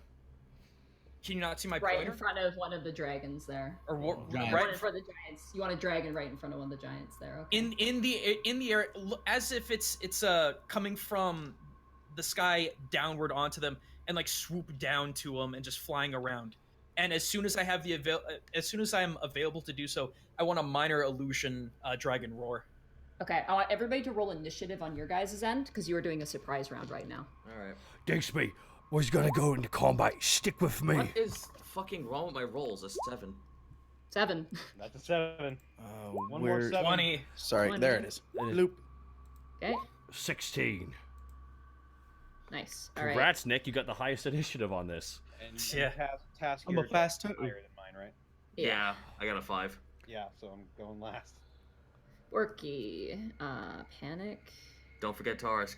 Oh, Task. Sorry, and then I'm gonna start putting Tarisk after you directly, just Okay. because that Hi. makes the most sense now. Digsby, I want you to stay with me. Okay, you guys have your surprise round. Greckles, you've used yours to create the silent image. Digsby, do you want to hold your action or do you want to run out? and I'll do hold my something? action until the dragon has popped in. Okay, so I'll put you at the bottom then.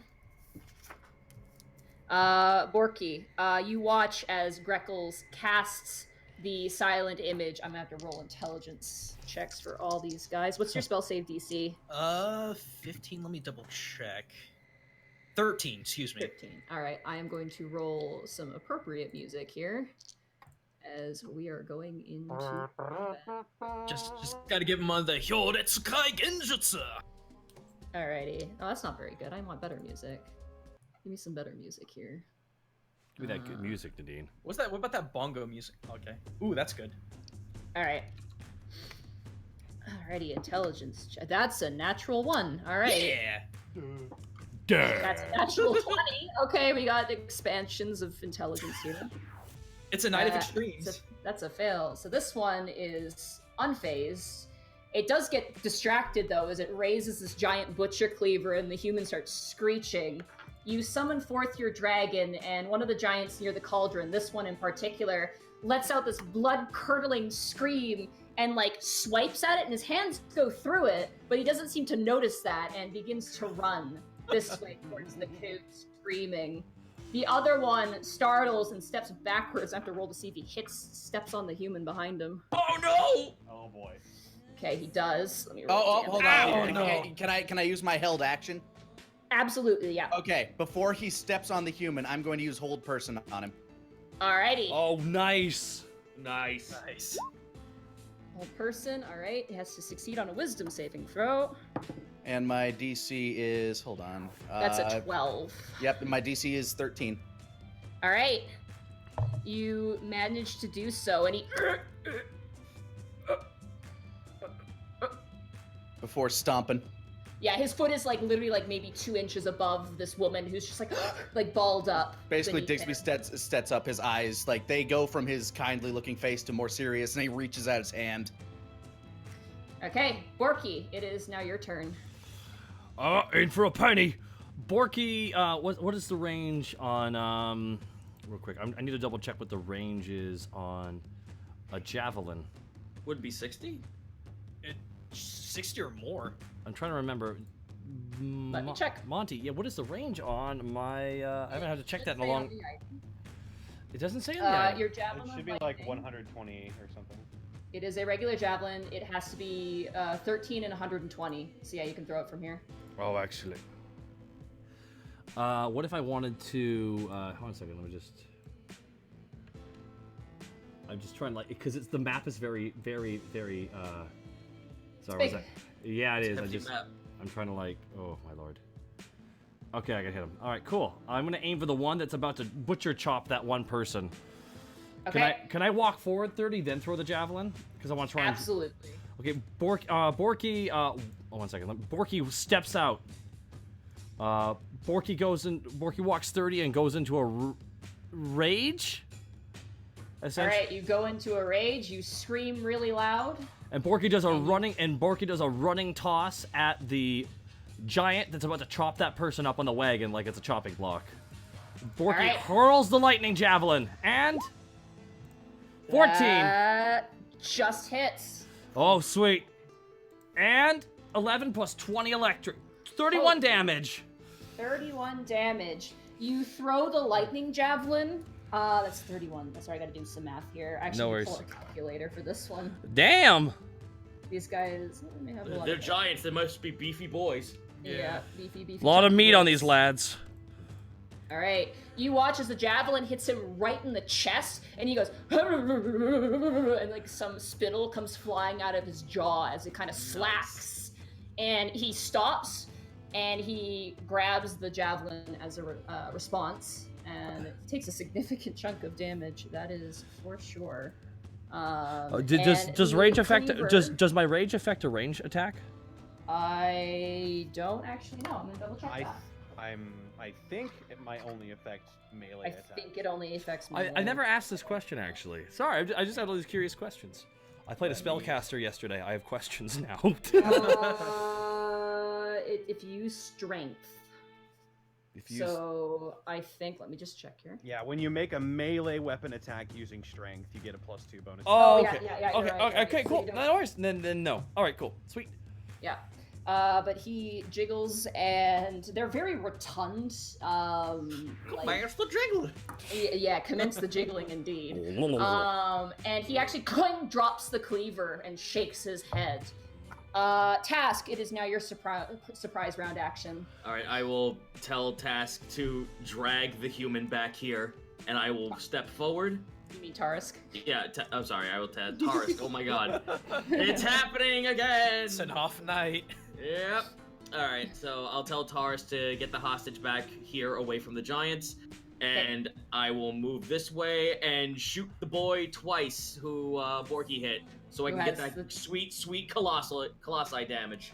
Nice. Okay. I had to reload here because my thing froze. But go ahead and roll. Take a shot, your- 14. That hits. Alright, that's 16 damage, Nice. and one more. 22! That hits. 16, 17, 18, 19, 20, 21, 22, 23, 24, 25, 26, 27, 28. 28 points of damage. Alrighty. Jesus, guys. You shoot him in the cheek, and he screams out as the arrow actually flies through one cheek, and you assume into the jawbone as his jaw slacks. And he's trying to chew, and he's like, "Arr!" And then the other one you shoot hits him kind of in the joint area of the arm where he was holding his cleaver, and he staggers back, and his foot crushes down on the wooden wheel of the wagon, and it kind of flips to the side, and the human rolls off onto the ground as the wagon crunches over. And he kind of rubs his face and he goes, "We've got baby dragons!" And seems engaged. Wake up, baby dragons is? We got baby baby dragons is what he said. We go. In giant. Alrighty. Tarisk, hearing your command, is going to run. Surprisingly, he doesn't have 40 feet of movement. He is going to run as close as he can to the human. I'm gonna put him right there. I'm not gonna put him underneath the giant. Yeah. He runs and kind of goes like, he looks up at the giant like, oh, for a moment, like a scared little dog, but then kind of focuses on the human woman who is still kind of like fetal position underneath the giant's foot, which is just wavering above her at the moment. Panic, it is now your turn for your surprise round. Okay. I sort of crack my neck. I walk up here. Wait a minute. Is that... No, I walk up here. Okay. Slightly in front of Task and slightly behind Borky. And I'm going to look at this orc right here that's in between the both... Or this giant right here that's in between the both of them. He's going to go, "Hey, stupid! I know fishes that are better chefs than you!" Vicious mockery. Okay. That's mean. Actually, That's- we do know that fish. He works for us. Vicious mockery. Alright. That is a 5. Oh my god. That's a 7 minus 1. That's I a hurt 6. his feelings. You hurt his feelings. He actually begins to cry. He has disadvantage on his next turn, correct? Fucking bully. Yes, he does. He has a disadvantage on his next attack. No bully. Panic, no bully. Panic, no bully. Panic bully, yes. Panic, yes, bully, because I get an All right. extra dice to roll with it now. Now we're back in the regular turn order, so I'm going to roll the Giants initiative now. Yeehaw. That is plus... Oh, minus. Yeah, they're very strong. They're not very fast. That puts them above you guys. All right, Greckles, it is now your turn again. You still have your illusion. It is around here. It's right next to the cauldron. At the moment, flapping its wings and roaring out. As long as they're distracted by everything, I'm going to bonus action dash. Let's see, I got 80 feet to work with, so I'm gonna go in, grab her, and move 20 feet here. That's halved if you're carrying a person. Real quick, I just see you're gonna run behind the person. Sorry, I'm just asking for the. Well, I'm asking for the okay. podcast people. So let me detail explain. I'm hiding behind the bush. I had just cast my little genjutsu. I'm gonna hop out of the bush, full speed, barreling down to the woman that almost got crushed. I'm gonna pick her up and carry her out as far as I can, as fast as I can. Yeah, you can only move half movement once you pick up someone. So Right. So let's do there, if that's all right. okay, you do so. I was gonna move the giant out of the way. Was that right? Okay.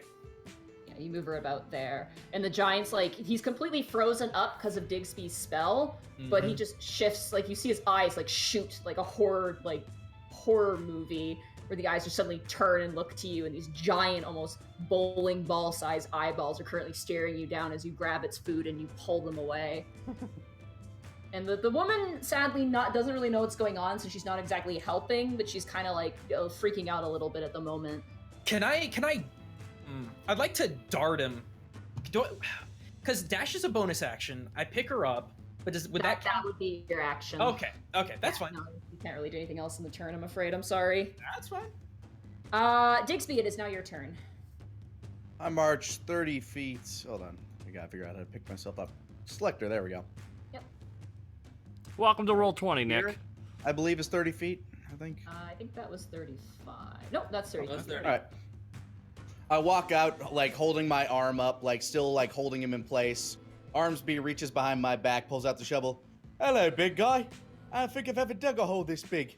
But I'm willing to give it a go. All right, so you pull out your shovel. You gonna do anything else on your turn? Pull out my shovel. And am I allowed to cast another spell while I'm concentrating on hold person? I've as never long played a as it's- spellcaster. As long as it's not another concentration spell. Let me check that. It let's should take have look a at what's. C next to it on your spell list. Yeah, it'll have a C on it. So. Then. Oh, a lot of your spells are concentration. Yeah, let me see. Oh yeah, even that one is. Oh wow, yeah, that one is too.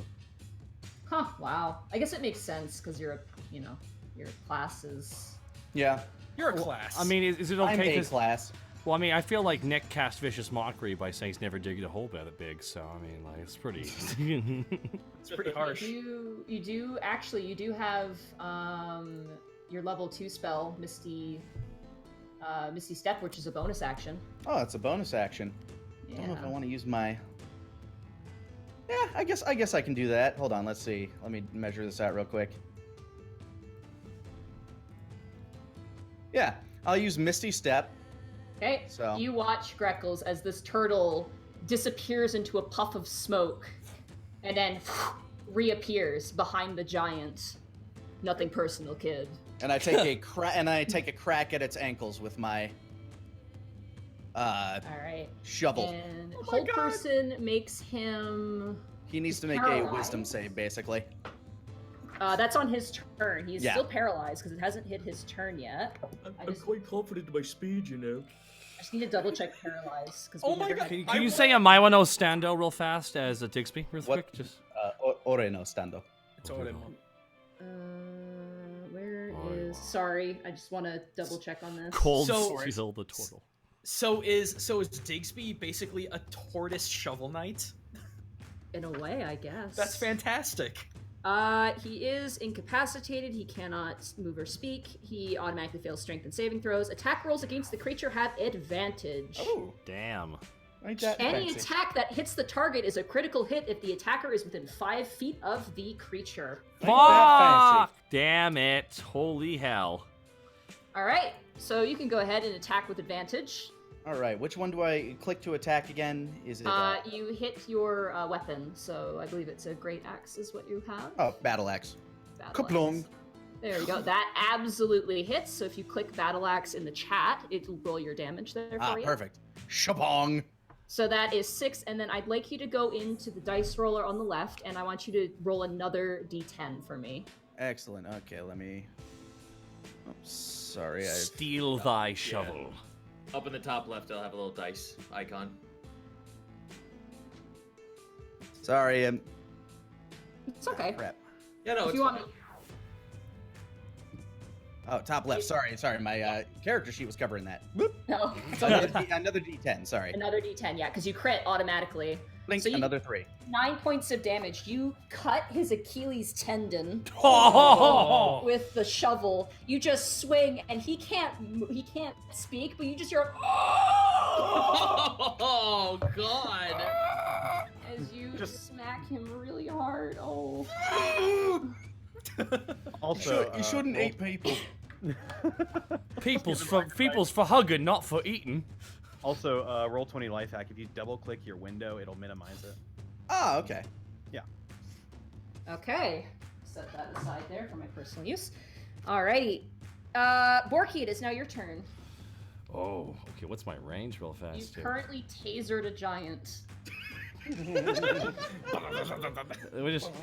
Well, He's still kicking, right? well, Like he's still. Oh up. yeah, he looks pissed. He looks Oh. very mad at the Oh moment. well, in for a pound. Borky runs at the thing that can't move because it's the closest thing. Okay, Borky oh runs at the no. giant. Oh, the oxen free! Ah! Borky runs right into it. I guess flanking it. No, No. Okay. you have to be sandwiching him. Well, Borky runs in there, and Borky swings down with his great axe at a guy who can't block. Bam! That hits. That's an automatic crit, and you have brutal, Brutal critical. Oh. 12. 12 plus 2, that's 14. I want you to roll 2 d12s for me. Jesus Christ. Ah! Borky jumps in the air when he does this. Okay. 2d12s. Okay. 2 d12s, yeah. 8. 8 plus, so that's 22 points of damage. God Almighty! Oh. As you jump up and you like jump into the air and you bring down your blade, 1 second, I just gotta minus that. Does he even have a leg anymore? No, he's just scarred up. They're thick. These things are thick like blubber, almost like walruses. Thick.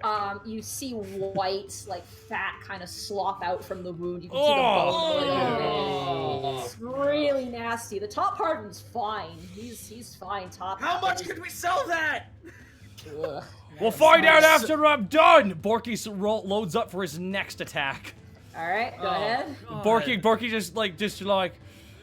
Borky swings down and then Borky swings up.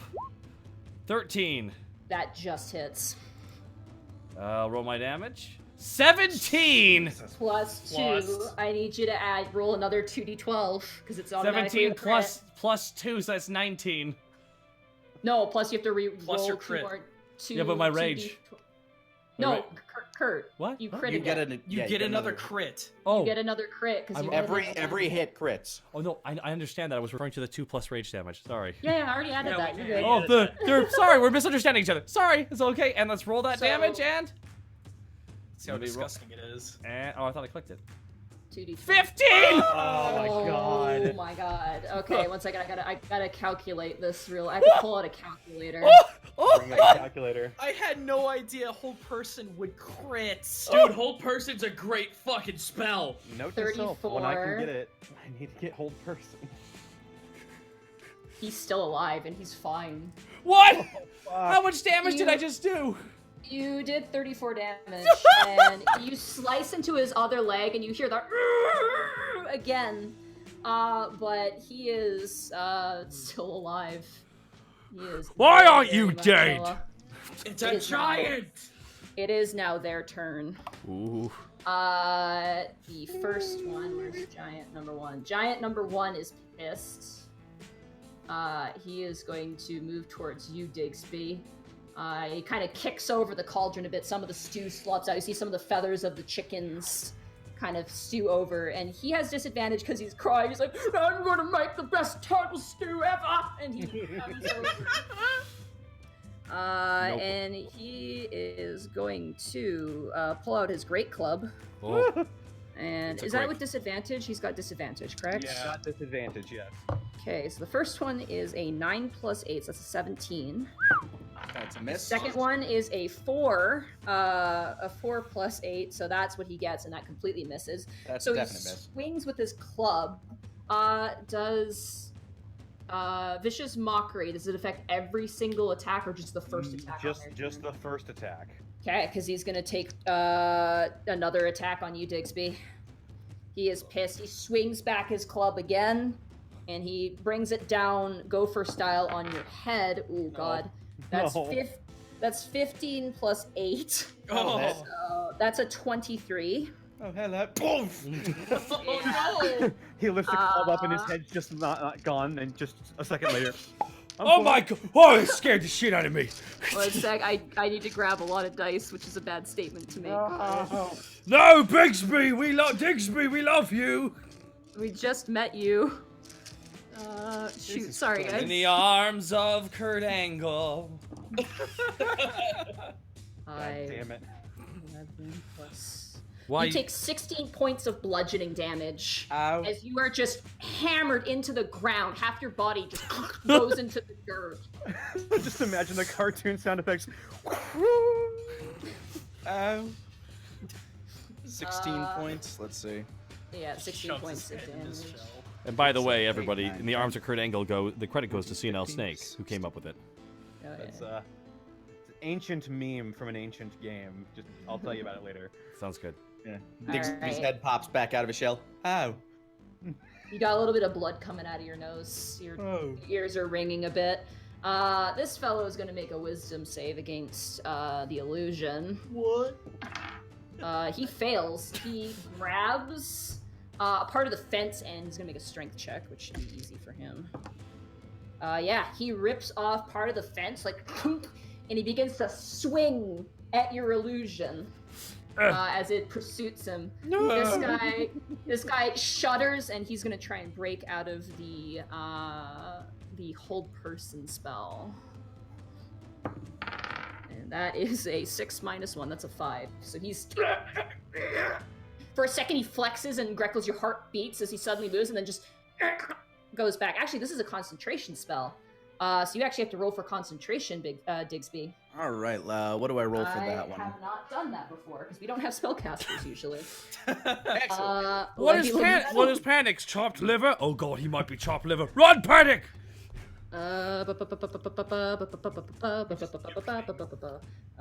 Sorry. Pretty one. Concentration. So a spell must be maintained with concentration.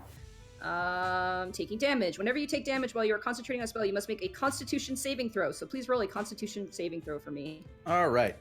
And it'd be 18 to pass because you took 18. Well, that's a fail. Yeah, he's that's free. a fail. He's free. In fact, that gives him his turn because it would have dropped just as you got hit. Yep. So he is able to move now. And he is right peeved off at you, Borky. Oh. And he is going to swing his club at you. Borky That says is a it. 12. Sorry. You say in giant, sorry. I say in giant. Oh. Which in orc is also oh. And also in common is Oh. We're learning so much today. That's a 20. Also an infernal. That's a 20 to hit you. Yes, it does hit me. Okay. Oh shit. Thank God I have rage on. Oh. 21 plus 5. That's 26 points of bludgeoning damage, which is halved to 13 points of bludgeoning Does damage. Borky also get knocked into the ground? No, you get hit right in the chest, and you kind of flex into it, and he rears up his hand again and swings his club at you. Oh my god. And that is a 17 to hit you. Ooh, wait. Okay, if it matches my armor class, do I block it? It hits. Damn it! Yeah, you do damage. You Yeah, do damage if to it's me. equal, it hits. This roll's not too bad. That is 17 cut down in half. Comes to 8 points of damage as you are smashed across the head with the great club. Ow. Your hair kind of unties and scatters and gets tangled in the blood. And he is just screaming and roaring. He's like, I'll crush all you! And he's flailing his club around angrily. You have a crush on me? That ends their turn. Task, it is now your turn. You now see these giants now rampaging in anger. All right, so I'm guessing the guy who was on held person when he took the most damage. Oh yeah, you saw him. His legs get like chopped All right. up. There's like hawks of flesh currently, like strips of flesh, like dragging around behind him as he moves. At the moment. All right, I'm just gonna scream at Taurus to get the human by the wagon. Okay. And He has his command. Yep, he has his command, and I'm gonna take 2 pot shots at the boy who took damage. Okay. Here I go. 29. That hits. 16 points of damage. 16 points of damage, not bad. Next one. Grab his health here. Oh, I closed my calculator like an idiot. I'm gonna need that. No. No. There's a 12 hit. It's a 12. You hit him, but like in his ear. You give him a piercing. Piss. Oh well. Doesn't do any damage, but you got 16 points off. They can't all be winners. No, you hit a lot. You hit very well most of the time. Yeah. But you give him a nice piercing, and he kind of goes, like, hey, this looks kind of good. Goes back to combat. Oh, pretty now. I'm going to tell you what I'm pretty. And that ends your turn, I assume, unless you want a bonus action, anything at all. Do I have anything that's worth a bonus action though? That's You have Hunter's Mark, but I do. it's up to you. Oh, do you allow that? Well, Boyo is. I will say that you have to do it after your attack, because you just made your attack, but... Well, guys, it's been a If good you can adventure use so your far. Hunter's Mark. It's been a great adventure, guys. This is. Very glad I could join. Okay, I'm so grabbing the earth right now. I'm gonna actually put Hunter's Mark on not the boy that's the most dead, the guy who has not been hit the most. Who's not, which would be actually this one far away, but I assume you want the guy who's... Oh, no, I want the guy by the cauldron. Alright, absolutely. He is marked with Hunter's Mark. A little symbol appears above his head, an arrow pointing down, going, murder this person. Murder this, please. There we go. That ends your turn, unless you would like to move. Taurus... Nope, I'm not gonna move. Taurus, because he can, he is 2 sizes smaller, is yeah. going to run through the giant's legs, and that's a 14 plus 0. Okay. He runs through. And he grabs the fellow. Actually, I just need to calculate how far he can go. Okay, so he'll reach the guy. He's gonna run over. He's gonna grab the guy. We got the Right guy. He watches Taurus between the legs. He just like ducks and dives like a dog in agility and runs over and grabs the cuff of the man's shirt. He starts screaming, like thinking that Taurus is gonna eat his body, but no, Taurus just grabs him. Panic, it is now your turn. Okay. So Panic's gonna look down at his hands, seeing the situation is not really going as good as it could be. He's gonna narrow his eyes, look at the giant that they're all fighting. He's gonna thrust his hands out, arcane smoke billowing from his hands, and a crazed look in his eyes. He's going to cast Crown of Madness Alrighty. Wow. on You this. wanna click Crown that of spell? Madness. Could you click the spell for me? Yeah, oh, I had it minimized. okay. Crown of Madness. There you go. Alright, wisdom saving throw be charmed by you for the duration. While the target is charmed by you, a twisted crown of jagged iron appears above its head. The charmed target must use its actions before moving on each of its turn to make a melee attack against a creature other than itself that you mentally choose. Okay. Let's roll the wisdom save. He's got a -1 to it. That's a natural 1. Oh. So that's a 0. He definitely fails. Yeah, you watch as it coalesces above him in smoke. As you shoot the smoke out of your hand, it kind of bellows over as Borky is kind of getting hit by this thing. This crown begins to just kind of spin and then form above his head and then comes down on his head, and you see it almost impale it on his skull in a way, in almost an ethereal way. And he goes, And slowly after that turns to you. after that crown materializes on his head, I speak into his mind. You know what tastes really good? Giant stew. And I have him look towards his friend. He slowly lulls his head over as the other giant is currently engaged with Digsby at the moment. Do you want to do anything else on your turn? I am going to use my bonus action to cast Healing Word on Borky.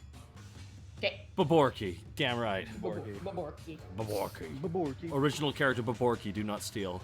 It's not like I want to heal you or anything, Borky. All right, and that is Healing Word. Panic-kun. Daisuke. Alright, Yay. 7. Yay. healing. I'm healed. 7. Back up to 49. Mm-hmm. Very nice.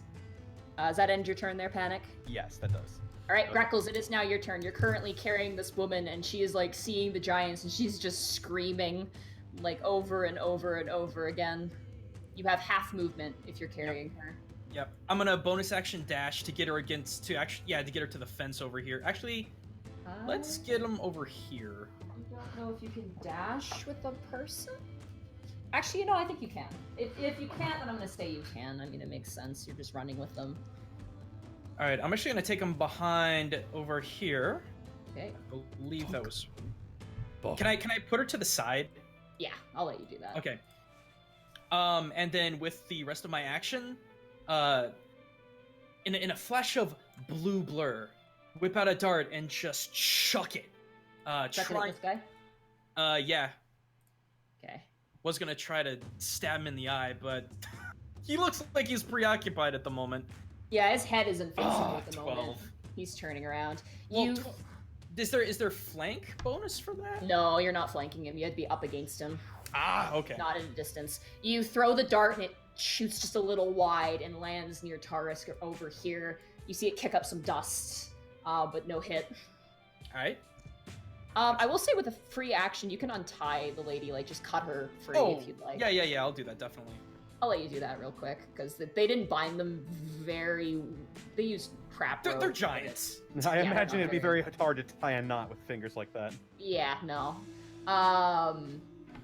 That ends your turn. Digsby, it's now your turn. You're feeling a little dizzy. I don't feel so hot.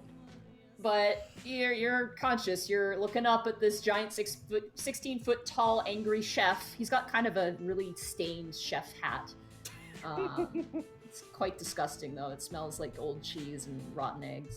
I like cheese. Oh, rude. Oh, you, that was quite rude what you did with your club there. I appreciate it. I kind of rub my head and use lay on hands on myself. Okay. Aw. Aww.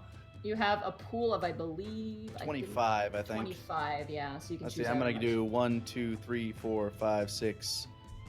I'm gonna heal myself for 6. Okay. And as my, let's see. Is this an action? Lay of hands, I believe. Lay on hands is definitely an action. I'm trying to check on another one. Oh my god, our turtle friend is a paladin. Yep, bonus action. And as a bonus action, I say, I'll be right back. And I duck into my shell. All right. You duck into the wall. Thump. Let me grab. That brings your AC up to. Yes! It brings. I imagine, Yeah. I imagine he's like in those cartoons where he's got like a couch and a TV in there. That brings you up to shell defense +4, so that brings you up to a 21. Yep. Holy shit. Yeah, you. There's a lot of disadvantages to this though. It actually does take an action to do this. Actually. Oh, does it? So I can't do that Yeah, one. you Damn. can reemerge as a bonus action. Ah, damn. Yeah. Shuckle used withdraw. I'm sorry. It would have been so much fun, but sadly, it's what it says here in the racial thing. It's all good. I thought it'd be something along the lines of a movement.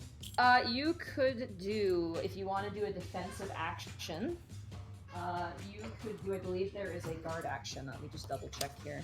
Yeah, you can do like guard or dodge. Sorry. I'll take dodge. That gets him disadvantage on attacks against me. Yes. So rolls against you take disadvantage. Yeah. So you're gonna do a dodge action? Yeah. Absolutely. That'll only affect, I'm gonna say, the first attack, I imagine. Until the start of your next turn. Oh, actually, any attack roll. You're good. Yeah. Okay. I'm just ends gonna your be turn. looking him dead in the eye. Please don't do it again. Bork, you hear in Giant, Turtle's got a dumb face! Like, really spitting out, like, saliva. You get it spittled on a little bit, Digsby. It gets on your shell. It's pretty Ew. gross. Borky, it is now your turn. Okay, so now I just want a clarification out of character here. So that one that I've been fighting is now mind controlled, correct? You Correct. don't... Roll an intelligence check to see if you know that. Because I see that he's looking I mean, over his You see the crown. Yeah, the crown does appear for everyone. intelligence yeah, it does show check. up. 12. You think he's good. You get the sense that seeing magic-y stuff, it's probably either Digsby or it's Panic doing something weird again. Okay. Okay, so now if I disengage from this giant, will it take a attack of opportunity against me because it's mind control? No, he won't, because his target is no longer you. He's What? not interested in you anymore. Oh, I not interested in me. That's fine. You got a better looking friend. Borky jumps over. Right, just pretty much like just does. No, I'm joking. He's 6 feet. You could go under him if you want to do like a combat I slide. was just gonna say Borky kind of like combat slides over Bigsby and goes parkour and then lands beside him, like it's bad parkour. Like you just kind of like, you like just like kind of like. Hey, what's going on, Bigsby? Side to side, like I said. It's Digsby. Borky, with a bonus, I guess, actually just yells out at the giant. Oh, the thing what you're eating tonight is death. Besides, I know a better chef. And Borky swings his axe. 15. Right. That hits. And Borky, 11 slashing, plus 2 for rage, so 13. That's 13. Nice. Alrighty, Roll to and attack again. I guess I'm used to having 2 attacks. Borky just does a flourish. And one more for going home. 18. That hits. And 13. Nice. That's enough. You bring down your axe on his knee, and he stumbles down, and you bring back your axe to his other leg, and he falls kind of onto, like his arm catches the cauldron and begins to spill onto him. And as you kind of have the upper hand with the crown of thorns, the other giant, with you two combined, shove the giant headfirst into the cauldron. Oh. And you hear him scream out and muffle as hot water and hot soup splashes everywhere. Brutal. Brutal. Oh And my. you hear him screaming, and you see his hand like melting. It's molten hot soup. That ends your turn. Damn. That don't smell so good. This giant now no longer has a target. Oh no. I'll get the light. I'm looking up what that means. The charmed target must use its action before moving on each of its turns. While the target is charmed, the target can act normally on its turn if you choose no creatures or none are within its reach.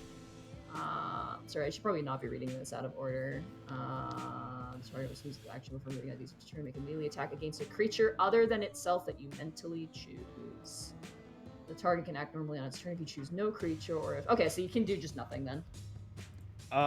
Yeah, I just have him not do anything, but I believe I can have him move though. Okay. So I'm gonna have. Oh, actually, this thing gets a Wisdom saving throw. Yeah, he does get a Wisdom saving throw at the end of his turn. Yeah, so you have control of him now. All right, I'm gonna have him move closer to this guy who's freaking out. Okay, he can move. How far can you move in a turn? Oh shit, you can move quite a bit. You're giant. He runs up right next to it. In fact, walks through the illusion of the dragon, and at that point, the other giant says, "It's not real." How'd you see that? It's not punch. He walks up to him. Do you want? He can't attack though. So yeah, he can't.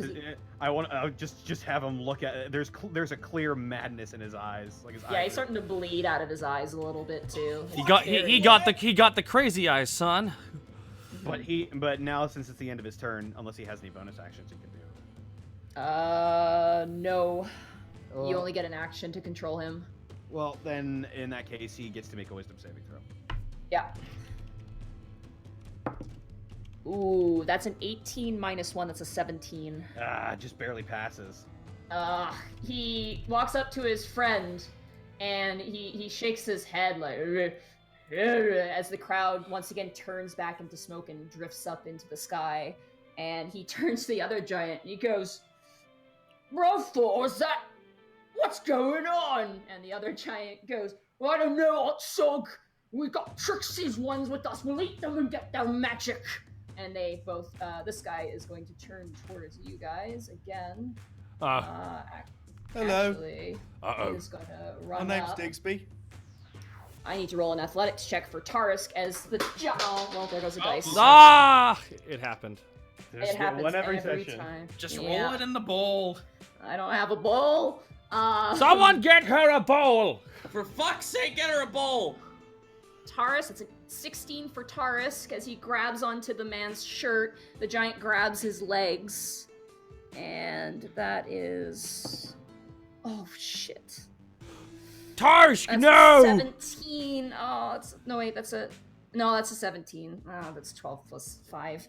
Tarisk tries so hard like a dog with like a piece of rope, but the giant manages to rip the man out of his bite, and he hurls it at you, Borky. He throws the man at you. I catch him. Okay. What do I need to roll to catch him? Like, is it an overhand or an underhand pitch? Where's this coming from? He is like full on overhand baseball pitching this guy at you. And he rolled a 20 to hit you. Oh, He just fastball specialed this man at you. Yeah, he just fastball specialed the man at you. Oh, shoot. Oh, Christ. You and the man take 5 points of damage. A lot. Does that get reduced for his rage? Yeah. It is, I will say it's bludgeoning damage. But the gentleman, as he hits you, Borky, you hear a crack. And I want you to roll a, what would this be? This is one of those things you have to improvise. 5.5 is 2, right? Or do you want to do me to? Yeah, 2. It's 2. Okay.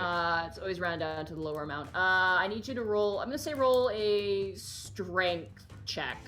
A strength to check? catch this man. Yeah. All right, here we go. Here I go. If not, he'll take more damage. 12! Okay, no, he's out. He's unconscious. You hear a snap noise as his face drags across the ground. You see blood kind of begin to pour out of his nose. Oh, Son of a bitch. I have an advantage with rage, guys, but I still rolled a 12. Thank you, though. Yeah. All right. He is currently unconscious at your fate. Oh. And the giant is going to move, and he's going to attack Tarisk. No! With his club. Oh, Christ. That's a 23 to hit poor Tarisk. Oh, God. These giants are really messing us up. Yeah. Let me write down Taurus' health over here. Okay. Oh, buddy. Okay. 13 plus 4. That's 17 plus 8. Wait. No, plus 5. That's 22 points of damage. You watch as this horrific yelp cries out as poor Taurus is like all of his arm, like his legs spread out like roadkill onto the ground as the club comes right down on his back shoulder blade and he is just pushed into the dirt. There's a giant crater in the shape of his body as the giant swings down on him. He's alive. You hear a very, very upset sound from him as he gets kind of hit pretty badly. That ends the giant's turn. This aggression will not stand. No, Task, it is now your turn. This aggression will not stand. Your arms shake with anger. Activate your machine gun arrow ability. Well, my fucking my target is dead, the one that had the hunter's mark, so that was You can bonus action just move it, I believe. Oh, I can't I? But the problem is Click the spell. I don't think it takes up a slot. I don't know, actually. Let me double check. Let me check Hunter's Mark here. Yeah. Wisdom check, blah, blah, blah. If the target drops 0 hit points, spell ends, you can bonus action to subsequent your turn to mark a new creature. I'll let you do that, because you didn't know. So if you want to change it over to someone else. Yeah. Well, that boy, he's fucking marked now. Alright, can do. I clicked the wrong button. There we go. He is now marked. Hunter's marked. Is your bonus action? Yep. Oh god, I really wish I could. I can't because it's a concentration spell. I wanted to roll Hail of Thorns on him. I can't do 2 concentrations at once, so that's not happening. No, you can't, which is a shame. Alright, well, I'm gonna hit this man. Okay. Here I go. 25. That hits. 16, let me roll my 1d8 on that. Okay. 5. Damn. So that's 21 points of damage on the first attack. Alright, let me calculate this here. Minus 21. Okay. 17. That hits. Ugh, not a good one. Alright, so that's 7 plus 14. 7. So that's 14. Still a lot of damage. Borky, as you are standing where you are, you hear a vzz fly right past your head. Woo! As one arrow flies past your head, you're like, oh, and then another one on the other side of your head, and you're like, oh! Digsby, you hear the second one as it flies past your shell, and you kind of peek out a little bit. Huh? Alrighty. And that ends your turn there. Taurus is gonna get up. Gets out of the okay. Taurus-shaped hole. He looks to you, waiting at a command. What would you like him to do? Kill! Okay, you have him attack. Alrighty, let's go, buddy. Where's your attack? There we go. That's a natural 20. Oh, revenge! Revenge! To the kneecaps! Right.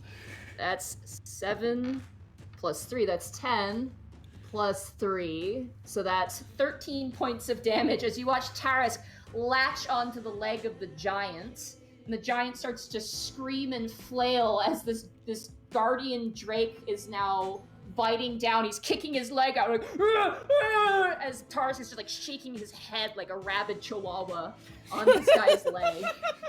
He is holding on for dear life. That ends his turn. Panic, it is now your turn. Okay. Let me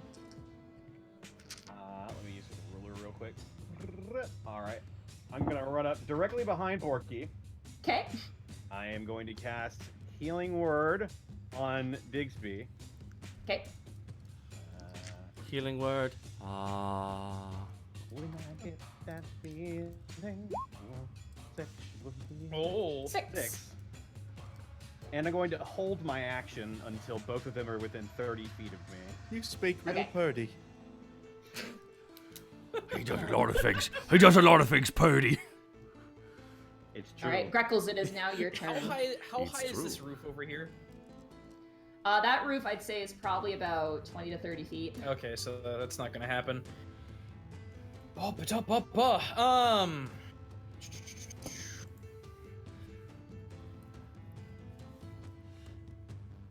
make it.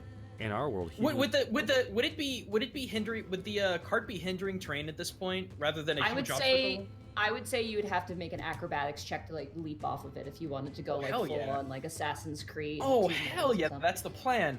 Okay. I was gonna bonus action dash, use the 60 feet to wait, not 60 feet, 55 feet, and then the other 25 to dash away. Okay.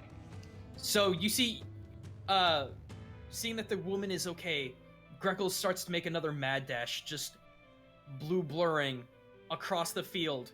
As soon as he reaches the broken down cart, he puts Roll a your hand acrobatics. puts a hand on it, braces his feet, and 27. You do a front flip.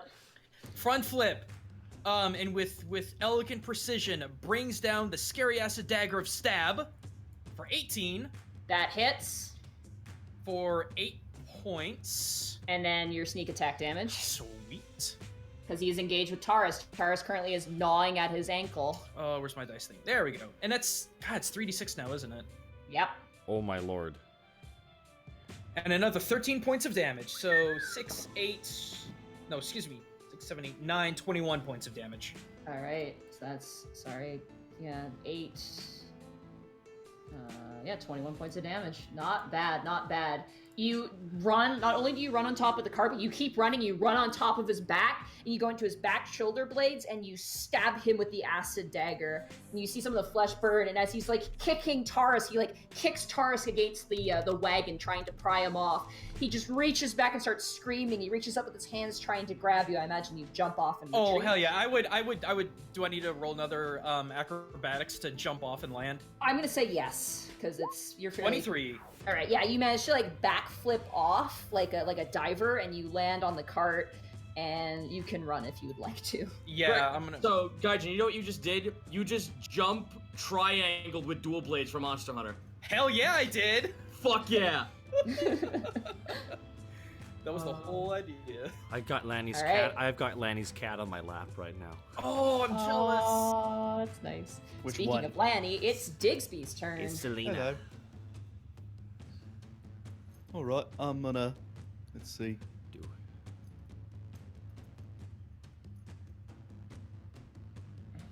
I'm gonna step up here. Okay. I'll take out my. Lift up my shovel. And I'll give it a good swing. That hits. And I'm going to use my. What is it? Divine Smite on it as well. All right. If you can click Divine Smite. I can. You're smiting with a shovel. I love it. Okay. All right, so you're going to use a first level slot, I'm assuming? Yes. All right, so that'll be 2d8. So click your battle axe for your damage. Bang. And then roll 2d8 off of the dice roller. 2d8. Blunk. 9. Nice. All right. Ooh, now that's for my. 17 points of damage. And assuming it's still alive, I'm going to swing again. All right, let me just 1 second quickly minus that. So that is 17. 19. Ooh, that hits. And you know what? I'll go ahead and use it again. Why not? All righty. 5 5? plus. 3. Aw. 8 points of damage, nothing to sneeze at. You hit him repeatedly over the knee. You guys hear echoing across this farmland a gonging noise of this flat end of the shovel hitting the kneecap of this giant as Digsby is just like, stop it. Stop that. Let go of the puppy! You're just hitting him over and over and over again. And as you do, you guys watch as like almost celestial fire is like echoing across the kneecap, leaving scorch marks and burns of divine energy across the kneecap of this giant who is currently kind of like jumping up and down as if on hot coals. He's got Taurus gnawing one leg and a turtle smacking the other. He's kind of trying to keep balance at the moment. That ends your turn, Digsby. Borky, it is now your turn. As a bonus action, Borky's gonna turn back to panic. I think you should heal this man. He's dying. I already did. No, the guy down there. The poor This guy here. The poor NPC. NPC. He gestures to the man in front of him. the hostage who's like broken neck on the floor. Yeah, he's bleeding out pretty bad. I'm just gonna, cause I got stuff to do. Borky like steps over the body, sorry sir, and Borky charges into that guy as well. You heard the turtle. I said stop it. And Borky swings his great axe. 12? That misses. Ah! That misses. He's like hopping up and down. You go to smack his knee, but he like just jumps over it as Taurus is being whipped around back and forth. Come on. Borky's getting frustrated. God, okay, fine. Borky, nat one. Oh no! I need you to roll damage. What? 11. 11. Oh no! No. You watch. didn't. You go to swing and you miss, and as you miss, the giant's foot pulls in, bringing in Taurus. No! Nadine, you Looks wouldn't. at you, Nadine, you wouldn't. and you slash his shoulder blade all the way down to the back of his leg. He's alive. He looks very betrayed. No! You're my next target. You are my next I target. was an accident. No! So, can I pass the hunter's mark on the back of Bork's head? No. I No was friendship murder. There's been so much friendly fire in this game. You guys are terrible. Alright. I just didn't mean to. I did nothing at all. Oh wait, you have rage up too, so it's +2. Come on. No! There we go. He's still alive though. He is not looking good. He's All right, everyone, unfollow Monty off of Twitter. It was the dice. It was the dice. Emergency cupcakes. Thank you, Propane. I'll stop. Oh my god. That ends your turn. It is now the giant's turn. No! She said it was gonna be scary, guys. Welcome to level 5. No! The giant's going to attempt to kick Taurus. Try and get rid of him. Oh Christ, that's a 17 plus 8. That's a 25. And oh boy, damage. Okay.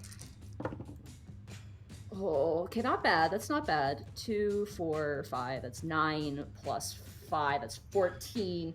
He's out. You watch as Taurus flies through the air. He's kicked away. He flies through the air, flips a few times in the air, and lands on the ground. He's unconscious. Oh, bad joke, the giant says, and then he turns to you, Borky.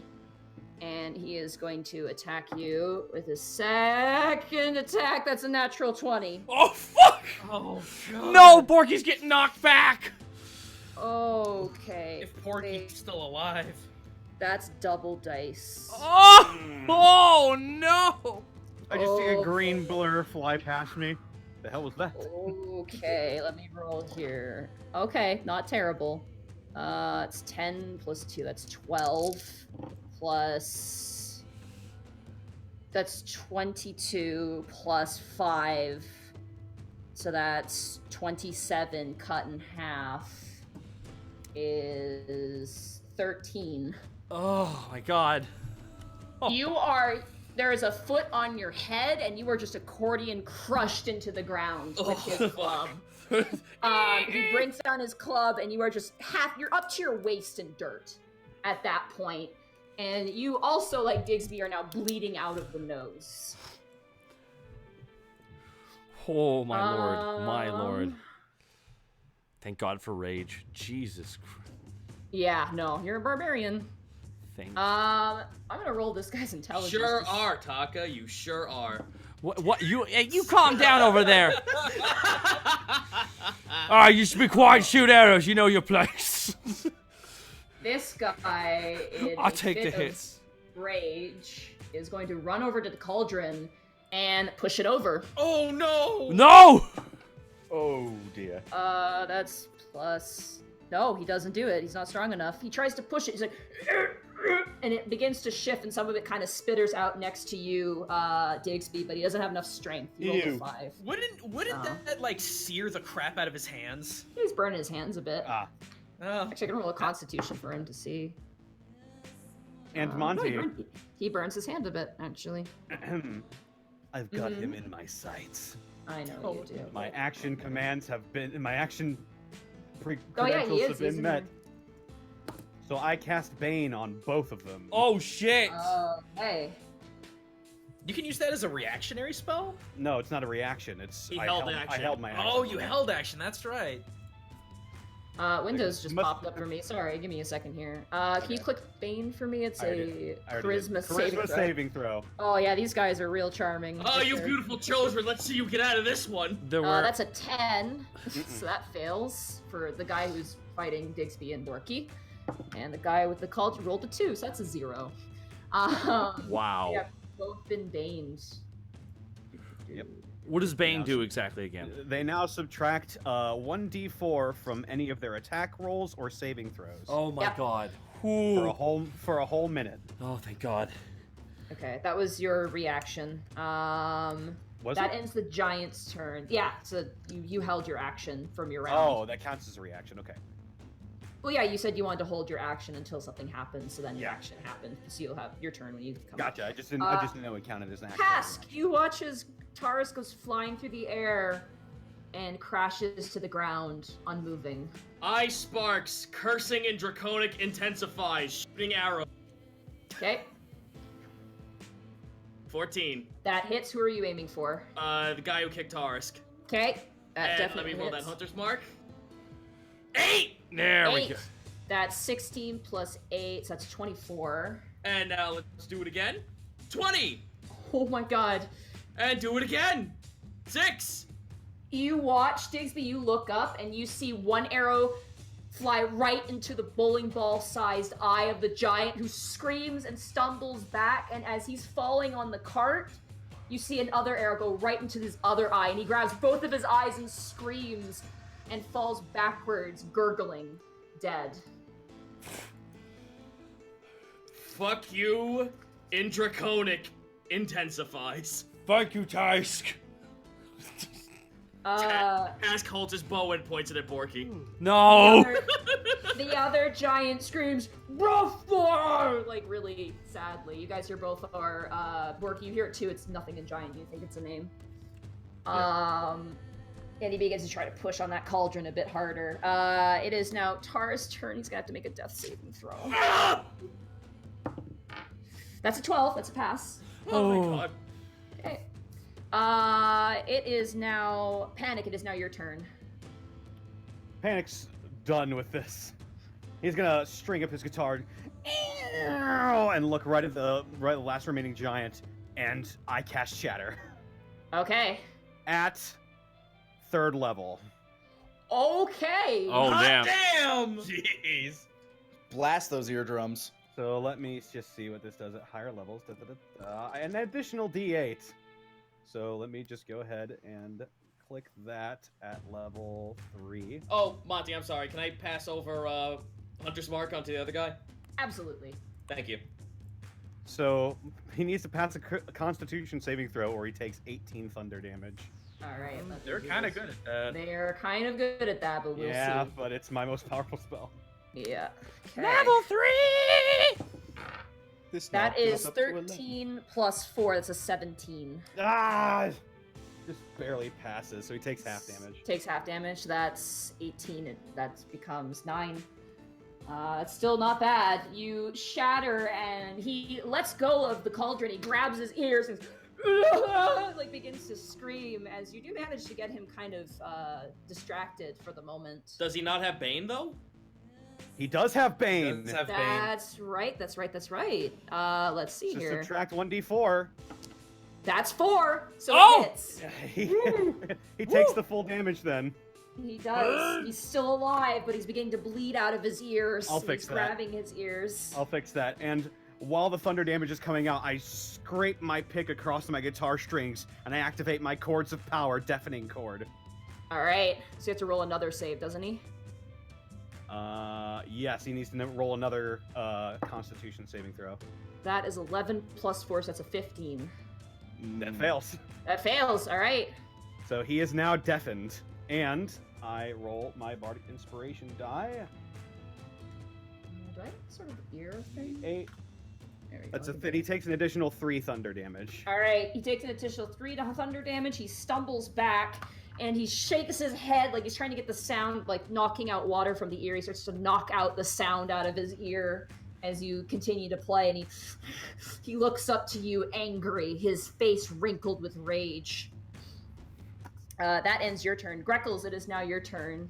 Okay. Greckles. Seeing our poor boy Oh on wait, the ground. I gotta roll a death saving throw for the guy on the ground.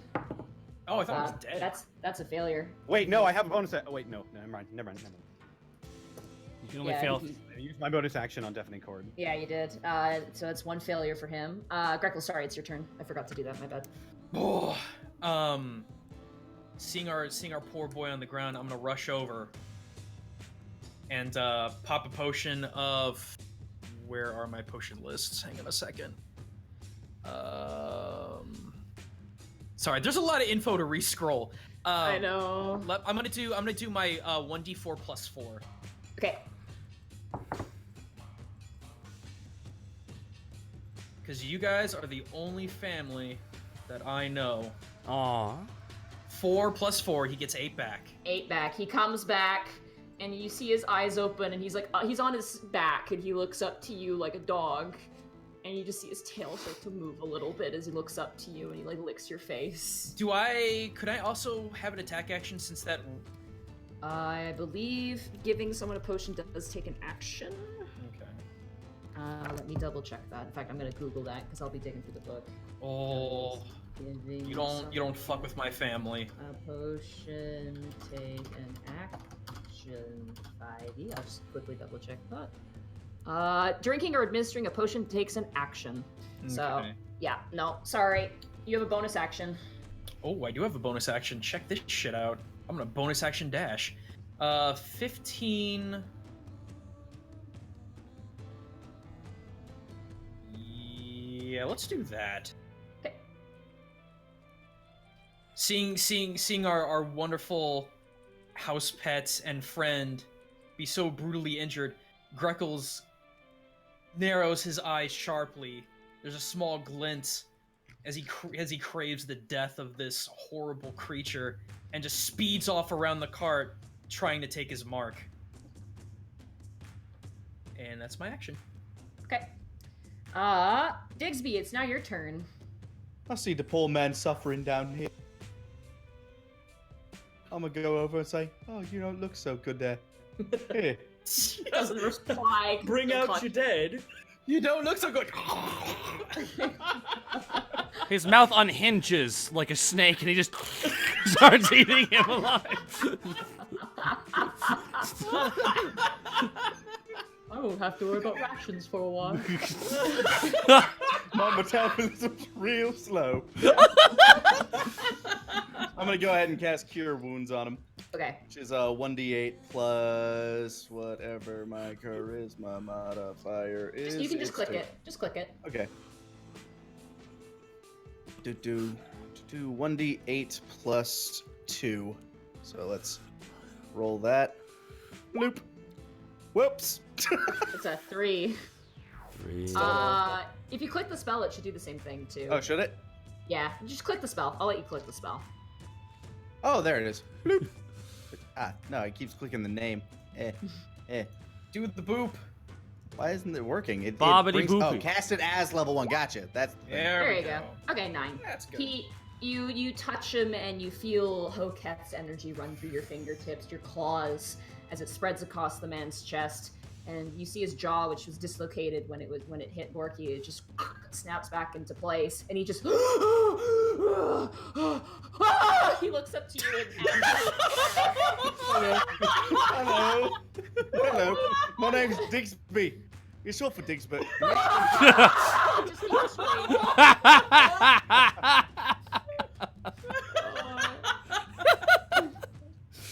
Is it short for Digsby? It is. He is currently screaming. He doesn't seem to be very calm at the moment. Does that end your turn there, Digsby? I just stroke his hair. It's okay.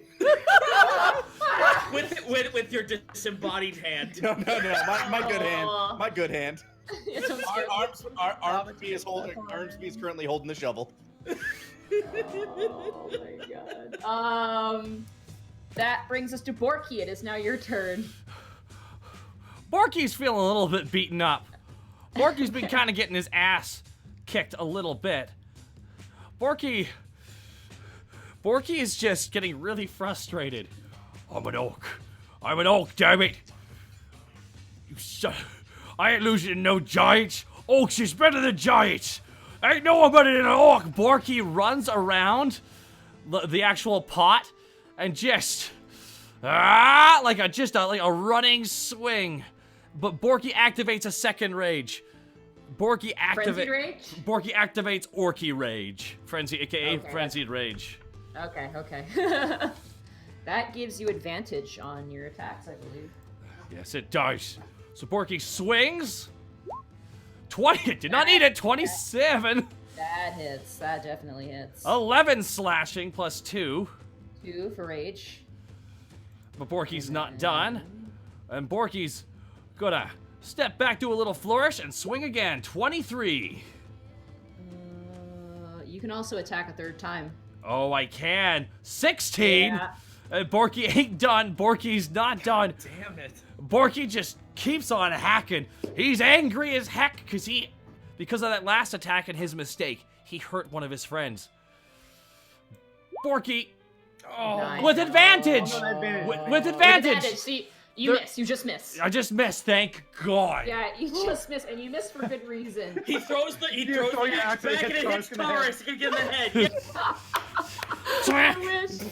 Oh, that'd be so funny, but terrible. You see that in the background? I mean in a comedic way, not in a. I want him to be hurt. I don't want Taurus to be hurt. You swing Borky, you slice through both of his legs, the blubber in slow motion moving. He falls forward, you bring down your axe on its head, and you just cleave it right off. It goes flying into the air, and you go to hit his head, and you're like, oh, the head's gone. Oh, the head's... Oh. And that ends combat Oh. as the last giant slumps down. Fucking mad dash to Taurus, casting Cure Wounds on this boy. I finished stroking the man's hair. Excuse me a second. I wander over here and start digging. Okay. Roll an athletics check for me. I'd say with advantage. It's soft dirt, so All right. it's farmland. You're good to go. 20. You just start digging a hole. You just go in a circle. All right. Yeah, it's gonna be. Yeah. What was the last heal? Sorry, I didn't apply his last heal. It was a. 9. 9. Oh, sorry. Oh, it was 9. It was 9. Yeah. Okay. So plus Hey, Zito. Yeah. You know what time it is.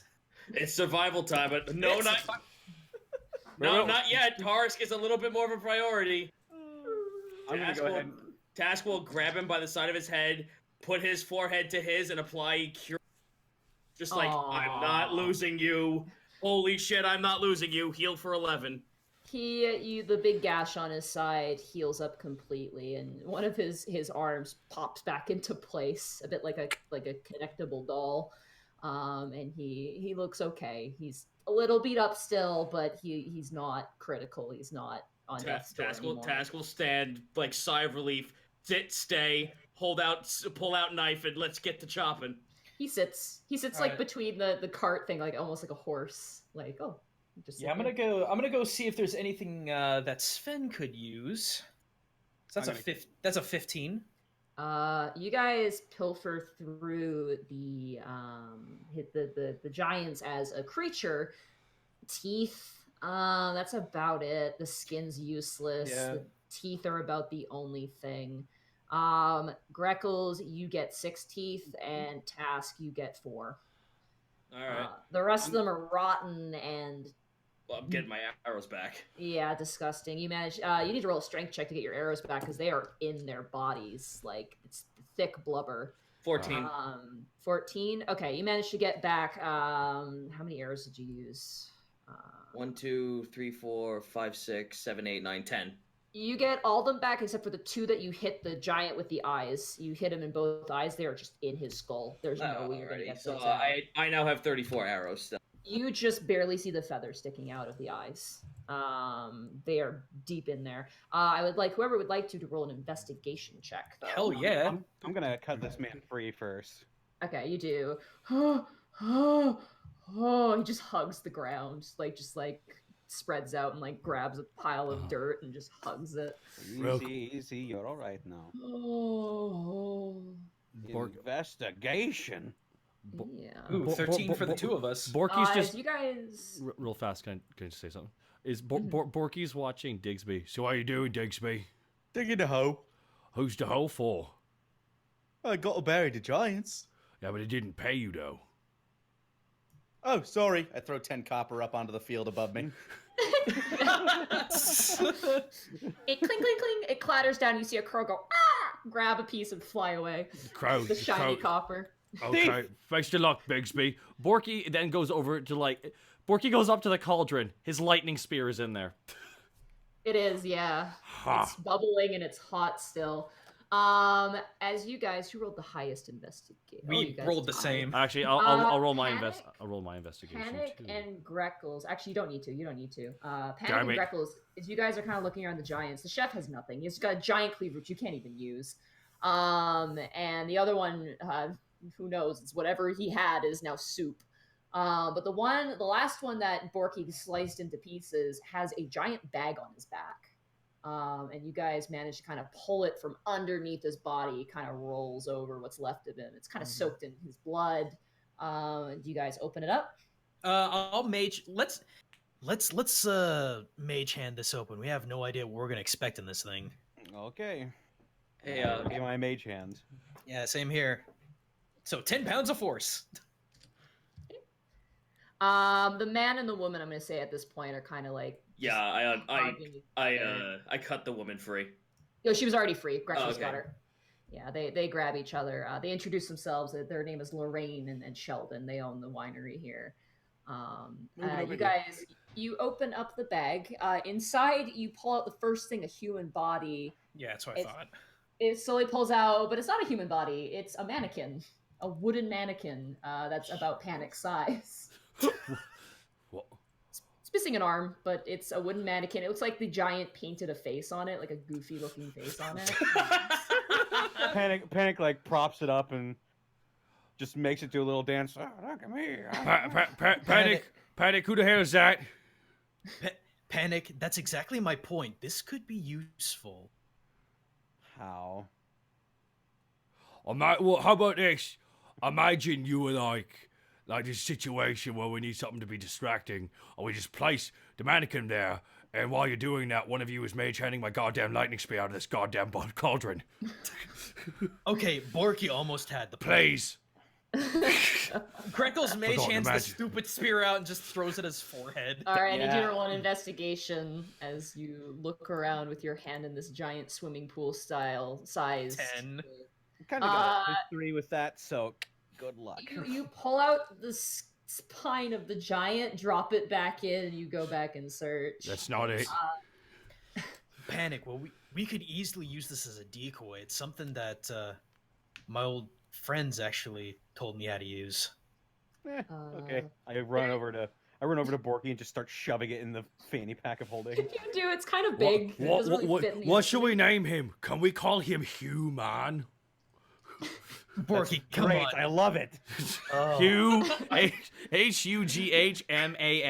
Human. Greckles looks to the sky. I'm surrounded. Bring Human.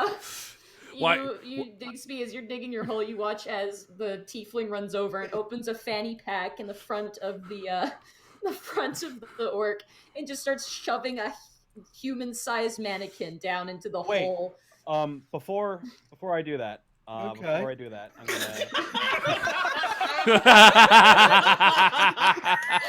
I pull it back out and I make it do a little do a little dance for Digsby. You can do it, Digsby. Armsby wriggles its way loose and skitters its way over. Oh, okay. Oh my God. The arm, like a spider, runs over and reaches up, kind of gently caresses the leg. Armsby, you're not supposed to do that. Hello, Armsby. I'm Human. It waves at human and then skitters back to you. Digsby. And I ritual cast detect magic on it. Nothing. It's just a mannequin. Shove it back in the phoenix. Guys, we could use it like a just out of character really quick. We could use it like a trap. Just like dress it up in big baggy clothes, and someone comes to investigate, have arms, you just like punch it in the face. That's a strong plan. Welcome. It's missing an arm. Welcome to the party, human. Borky pats his pet. There is more in the bag. Yeah, I'm looking. You find a bundled up tent for about the size of one person. Nice. Here's it was being used as a hat. Okay. It's like a rain hat. It is clever. You find a leg of what you assume is either a deer or an elk of some kind. It Fresh appears leg of goat. Yeah, it appears to be wrapped in the tent. And it's a little gross. It's dry. There's some... Do they have mammoth cheese? God damn it! These aren't Skyrim Goliaths. Like A Digsby thunderbolt comes out of nowhere and hits you. Taz the Greckles and says, "Look in the sky," and there's a mammoth falling. I was about to say, out the way. I was about to say Digsby and Borky would be in space. If Yeah, thank you. I was gonna say, if these were the actual giants, we wouldn't be here anymore. All right. I'm sorry. What else is there besides the? The meat. Roll knowledge nature to determine if it's edible. Oh, that's a 5. Hey, Taz, how does this look? Survival or nature? Nature. Nature. 14. Probably shouldn't. Discard. Get rid of it. Throws it over the shoulder. All right. You throw it over your shoulder. And then you find a giant pair of sandals. Oh, How like big a giant, like giant sized? Giant size. They're like giant flip-flops. Dude, come on. We have to put those in the. We have to like put those in the dragon hung up on the wall somewhere. Well, Taz, I know.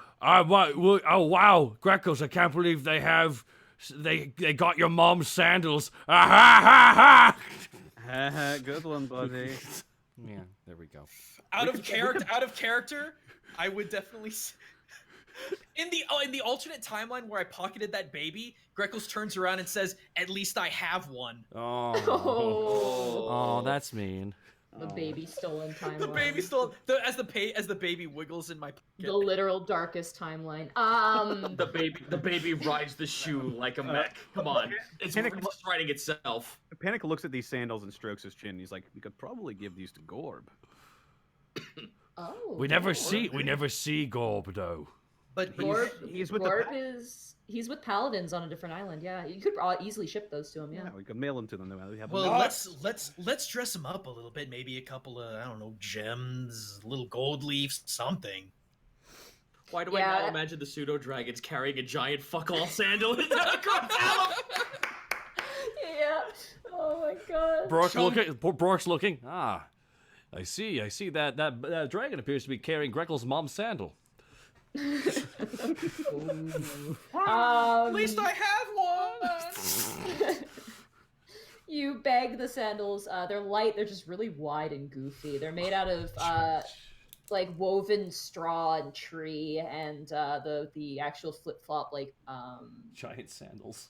I'm putting this. The other part is the other part is like made out of like rope, like for like horses.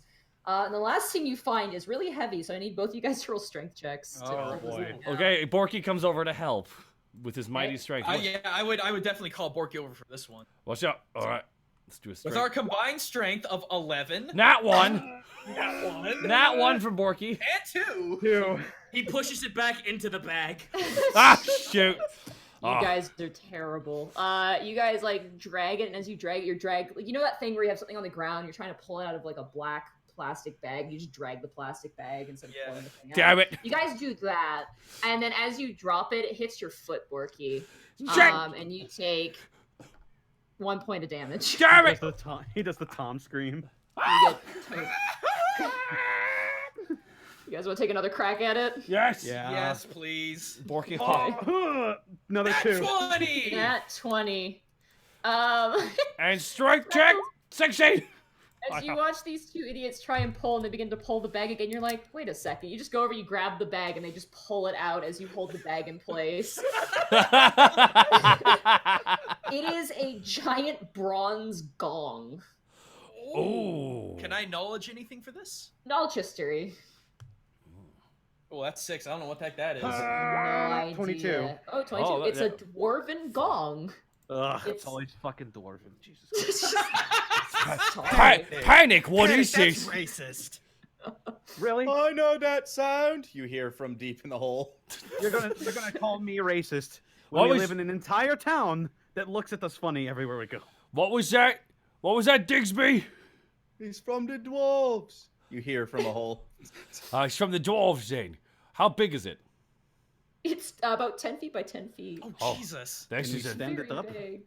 Yeah, sure. You can lean it up against some rocks or the wagon. I'll let you guys do that. I'm gonna grab face slicer. Gonna wind up. And I'm just gonna boom. Okay, I am no. Seeing Panic do this, Greckles is gonna get way over here So- and plug his ears. So, Greckles, so Panic, you want me to hold the gong when you do this, right? Yes. Okay, will do. Borky's holding it up. Greckles is like ducking covered on the ground with ears plugged. Do you guys want to take the gong with you? Yes. Okay. Panic, if there's ever been a moment when we put it in a bag, it's this moment right now. You know what you could do with this? You could do your song, and at the end, I can hit the gong and be like, the music has ended.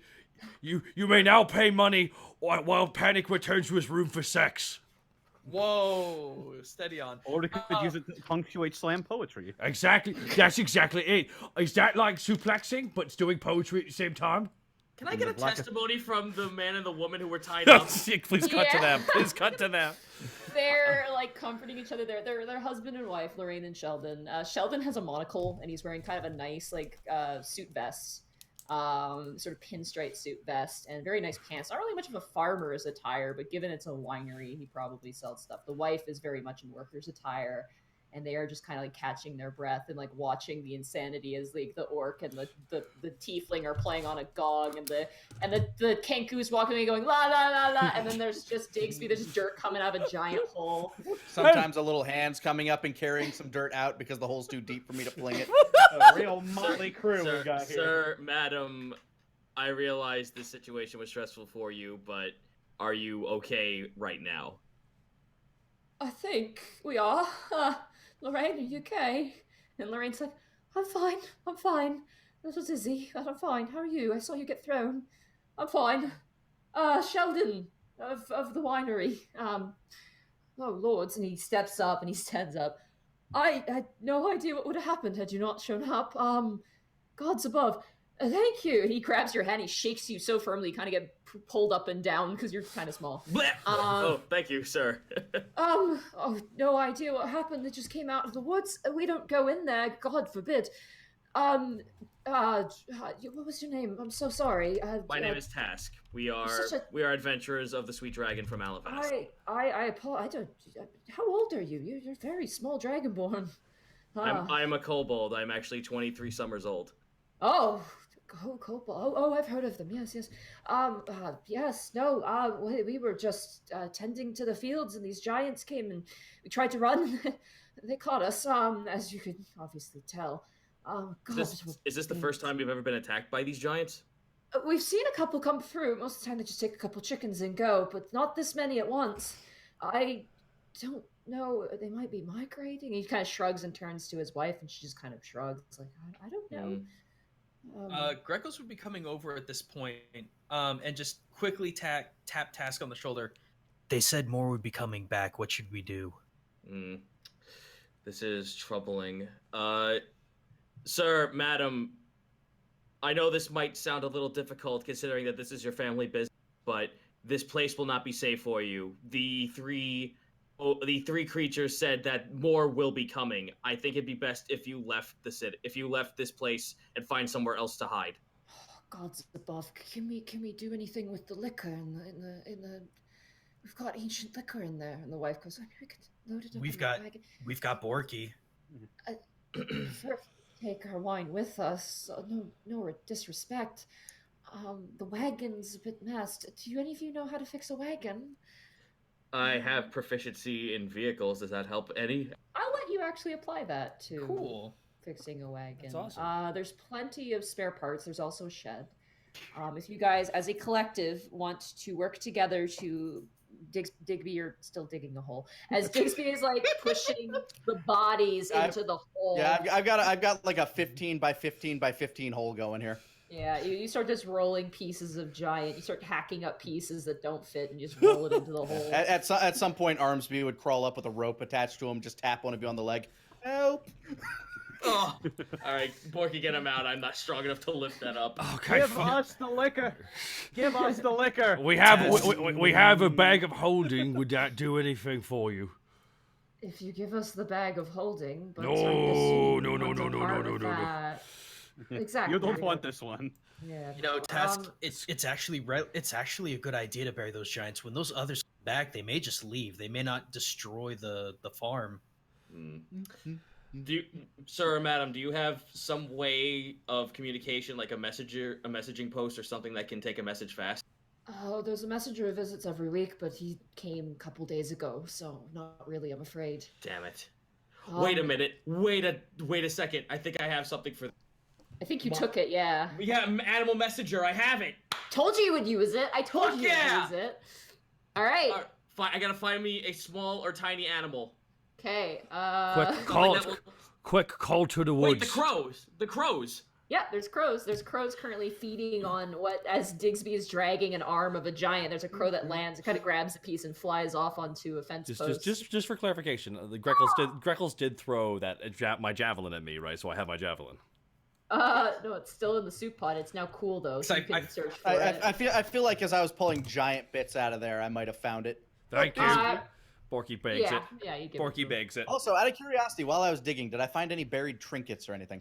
Let me roll for that. Ooh. Awesome. No, I'm Character afraid development. not. You find a nice rock. You find a pretty rock. He's pretty. It's like shiny quartz. It's very nice. I pocket it. Nice. It's worth Shiny maybe quartz. a couple silver. All right, animal messenger. You find one of the crows. Yep. You watch his Task's eye flashes blue, and he like points over at the crow, and somehow like connects with it, and summons the crow to land on his arm.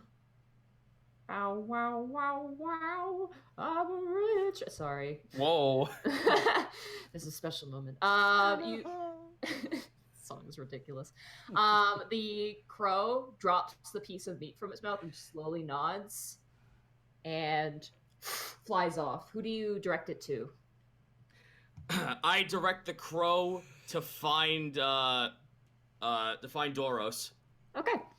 Doros is just your go-to guy now. Okay. No, I'm gonna tell Doros. I'm gonna have the message be that Doros, this is Task sending you a message. There are 2 villagers coming who are attacked by giants to the gates. Please meet them outside. Okay, perfect. The crow flies off with that. I want everybody who's helping with the cart, I want you to roll vehicle check, Task with advantage, because it's not moving. Greckles, if you want to assist him, I would roll a... Yeah, what the heck would this be? Wisdom. I'll say wisdom. Just raw wisdom? And then I'm going to have Lorraine and Sheldon help while... 25! 20! Wow. You guys are like a NASCAR crew. You guys, like Greckles, you run and grab. Yeah, you run and grab the wheel. You slap it on there. It's a bit crushed on the side. And then as that happens, you guys fix up the wagon. Lorraine goes and she grabs an oxen from their farm. Just kind of a beast of burden that they use to plow the fields. And they hitch it to the cart, and you watch as Sheldon just begins to unload crate upon crate of wine. Mostly very good wine, with like wax seals from like almost 1,000 years ago, some of them. And they just start stacking it all on there. There's elven wine, dwarven wine for some reason, gnomish wine, blueberry wine, all kinds of wine. And they hitch up the wagon, and as they go to leave, they hand you 2 bottles of wine. Ooh, thank you. Sorry. One is a stout, fat bottle of liquor. Appears to be some sort of whiskey-esque kind of alcohol. Roll knowledge history for that one. To who is that? Everyone? say Greckles did it. No idea what make it is. It looks like No. a general wine. And then the other bottle has this Kraken like script like carved into the glass. This Kraken coming up, and as his tentacles go up to the bottle, it becomes like this textured wax that has it sealed. Whoever else wants to roll a history can. Just one. Have you actually had that liquor? Me? No. No, that's a real thing. Is that a real thing? Yeah. Kraken What? run. It's like Whoops. Captain Morgan. Did we ever have that in the house, Curtis? Or Which one was it again? Kraken run. Kraken rum? Oh yeah, I think you've even tried Kraken. I was like, come on, I Have didn't I? try it. You were like, no, I don't want to. You tried one sip. You're like, I didn't like it. Shut up! Don't It's- throw me under the bus. It's like black licorice liquor. It is a drow wine made by Oh. pirates. It's the kind of the history to it. It was made by drow pirates, Hmm. who gave up their life of thievery and opened a winery. There you go. Dang. They work off of what used to be their base, and now they make liquor. It's a very nice bottle of wine, probably worth about 200 gold pieces. Hot damn. The other one, you have no idea what it is. It's just a stout bottle. There's no even the name on it, no picture or anything. Ooh, They give it to mystery you. liquid. Mystery I- liquor. I turn to Sheldon and I tell him, "Go to Alivast. Stay at the gates. There will be a Goliath to meet you. His name is. You He cut will out. take care of you." Cut out, dude. Yeah, you Fucking cut out God there. Damn it! Hold on. His name is Daryl. All right. So how much did you miss? Just the his name. His name is His name is Doros. Doros. Okay, we can do that. Thank you again. Nothing really in the house much worth, and we asked you do not touch our papers if you wouldn't mind. Our We- ledgers and things are our business. We assure you, we are not thieves. We will not abscond with anything in your house. Certainly, and if you're heading westward, best of luck. Are there He- what else? What before you leave? Do you have any wisdom to share with us going into these woods? Roll a persuasion check. Okay. Oh. Oh wait, that's perception. Persuasion. 16. Okay. What would he tell you? What would he know? Sorry, I just gotta look here. What would he know? Oh, actually, he would know that. Danger, I don't really know. I don't go out very much, as you can probably tell. I'm not much of an adventuring type like you sorts. Though there was a little fellow who came through here and went that way, never came back. I have no idea. I have no idea. He turns to his wife and she shrugs. Like, I have no idea what it was. To be perfectly honest, it was made out of metal and wood and talked, and it's very bizarre. I have no idea what that was. Task's ears snap up at that. I see. Thank you for that information. That's actually very beneficial. Sorry, we don't know any much else about anything dangerous. A little thing came through, honestly terrified us, so we locked it out of the house. Yes. Very well. We just- should be on our way. We're going to drive around Ginter's Folly. So Yes, we can make take haste notes. and stay safe. They snap the reins, and the beast of burden moves on forward, and you hear the rattling of the bottles clinking together as Digsby, with the back of your shovel, you just pat down your hole. It's done. I kneel down and hold on a second here. Pull up my bloop. I cast ceremony. A Okay. funeral rite. You're gonna cast a funeral rite. So the giants can't become undead. Oh. Because that's what we. Because that's what we need right now is them Near- to come back near- and be undead. Near Ginter's Folly, that's actually a super cool idea. That's not a bad idea, yeah. Yeah, you touch the bodies, you do the like as you're burying them, you do the rite. You do a prayer to Hoketh, you kind of burn some incense from your priest pack, and you feel a peace. The souls, the eruptious souls of the giants, set to rest. May you rest better in death than you did in life. This was a hell of a hole. It was a very big hole. Good job. Good hole. Gentlemen, the folks actually gave me some rather interesting information. While I was out shopping, I actually came across a rumor about a strange creature, sort of like big guy in front of our house. He's been wandering out in the woods. If we could somehow find him and question what his motives are or what he's doing, there might be a reward for us. I might be Sounds able to good. help with that, actually. As I say, as I'm trying to shove the gong in Borky's fanny pack. Yeah, it's like It's just, it's It's like, so it's. Oh, this is stretching the fabric. It's got to be stretching the fabric. you are. I will say, I don't even know how it's possible you managed to get it in there. I'll be nice. Ooh. Ah, Beautiful. What I'm Panic fucking thinking. Grimtongue, baby. Oh, it's great. Another idea I had for this thing, now that it's in the bag, is I can hit it after my good morning roar. Borky. I think we'll keep it on the Yup. stage. Yeah, I'm with Panic on this one. Let's make it a nice centerpiece. You can ring it if you want, but let's keep it to that. But Digsby, Oh. it was great fighting with you. Borky holds out his hand. Could also Oh, serve as thanks. an alarm. as well. Oh, thanks. Hansby just kind of like crawls over to you. Oh, it's weird. Is it crawling up me? Is it crawling Yeah, up it's Borky? like trying to crawl up your leg like an excitable dog. I mean, I'm assuming you like which arm did you put out? Borky's right arm. Yep, Hansby has that there with you. Yeah, it crawls up onto your shoulder and gently touches your face. It's just. Oh my. Oh And I my try God. to try to shake my hand with my left hand. It's There you just. Okay, we'll shake with the left hand. Borky just shakes with his other hand while the thing's just. Yeah, it like falls off of your shoulder and skitters back and reattaches itself to That's. Digsby. I retighten the strap that's holding him on there. There you go. Stop running around like that. As you guys are kind of around, I would like Greckles. I'd like you to roll an investigation check again for me, real fast. Oh, it's 11.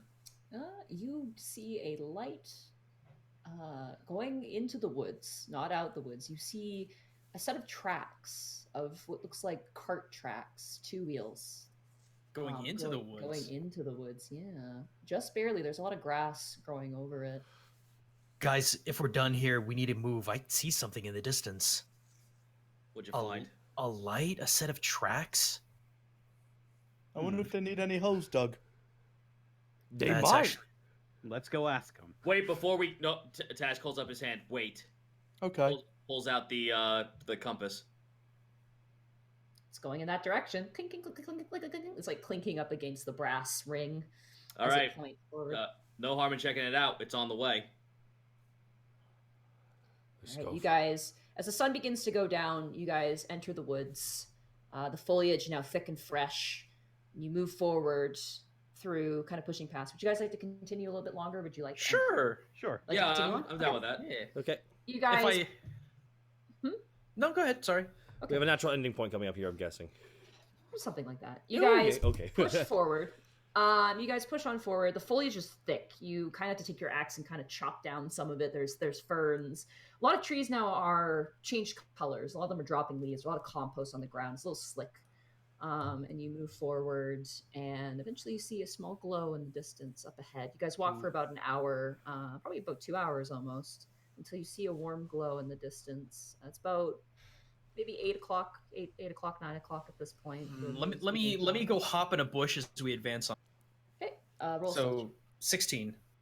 you immediately begin to swim through the bush and just kind of move your way from tree to Spitting out leaves. tree. Yeah. Backstroking through the bushes. Yeah. And I will say you get close enough, you can roll a perception check as the rest of your companions kind of stay back. Is that P? Damn it, 7. I'm rolling so low tonight. You can see a fire. You can't see anything else, but you see a fire. At this point, the rest of your companions kind of catch up to you. You guys all crouch down. Guys. They've set up camp, so let's not startle them, but let's see who they are first. I have an idea. Would you like to hear it, you guys? You know, What's your idea, Borky? Is You it know- we should dig a hole? Maybe we'll save the hole for later. But Okay. what I'm thinking is we have him dig a hole. Okay. Okay. Have I him like dig a- this plan. I like okay, this plan. Okay, I figured you would, Digsby. now we have him dig a hole very quiet. Can you dig a quiet hole? The Borky, holes where don't you- talk, so Just shh. I have an idea. Shh, Greckles. Let me do my orc idea. Okay. So what I want you. Here's what we're doing. Okay. Can you dig a quiet hole? well, the holes don't talk, so yeah. fucking. Love him so much. Perfect. What we do is we set up human right behind the hole. And you do that throw voice thing you were trying to do. I'd be like, hello, I am human. And if they're nice, they'll say, hello, we are also human. And if they're bad, they'll charge at him and fall into the hole. I have a bear trap. Okay. Can we put that in the hole? Yes. Before we start committing murder or assault. I was about to say, is this necessary? They might. No, it's really not. Oh. Panic, how about you go have a look? You see good in the dark too. Task, you as well. Yeah. The corner's walk forward. If you panic, I understand this is putting you in the line of danger, but since you are the more charismatic one of us, I'll remain hidden while you go forward. Are you going into the camp? Yeah. Okay. You just push the bushes aside and you step into the camp. You see a I'm log. going to play a jaunty little tune as I'm walking forward. And I'm gonna remain hidden with a 13. I need you to roll a performance check for me. Okay.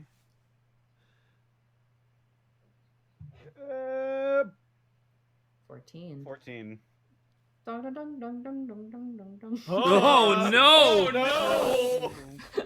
I don't know what you play. Some sort of something. I don't know. I knew someone who could play that. It was the previous thing. As a tribute to Digsby, I'll play a little like soft rendition of "Strike the Earth." All right, nice. As you do that, you see a caravan, a very garish purple caravan, and you see kind of a fire, and there's no one there. And as you do that, from out of the caravan comes a bunch of those white cards that you found when you fought the Boggles. Yeah. They start to just fly out of the caravan window. Like, some of them knock up against the glass and begin to spin out. And they begin to twirl around you as you play this song. And they glow with an ethereal whiteness to them until you hear a clunk and the door is kicked open. And you see the fortune teller from the festival. What does he look like? What does he look like? Can in his hand. Here, I'll show you what he looks like again for those of you who didn't see him. This is what he looks like. He's got a mask on too. He's still got the mask on.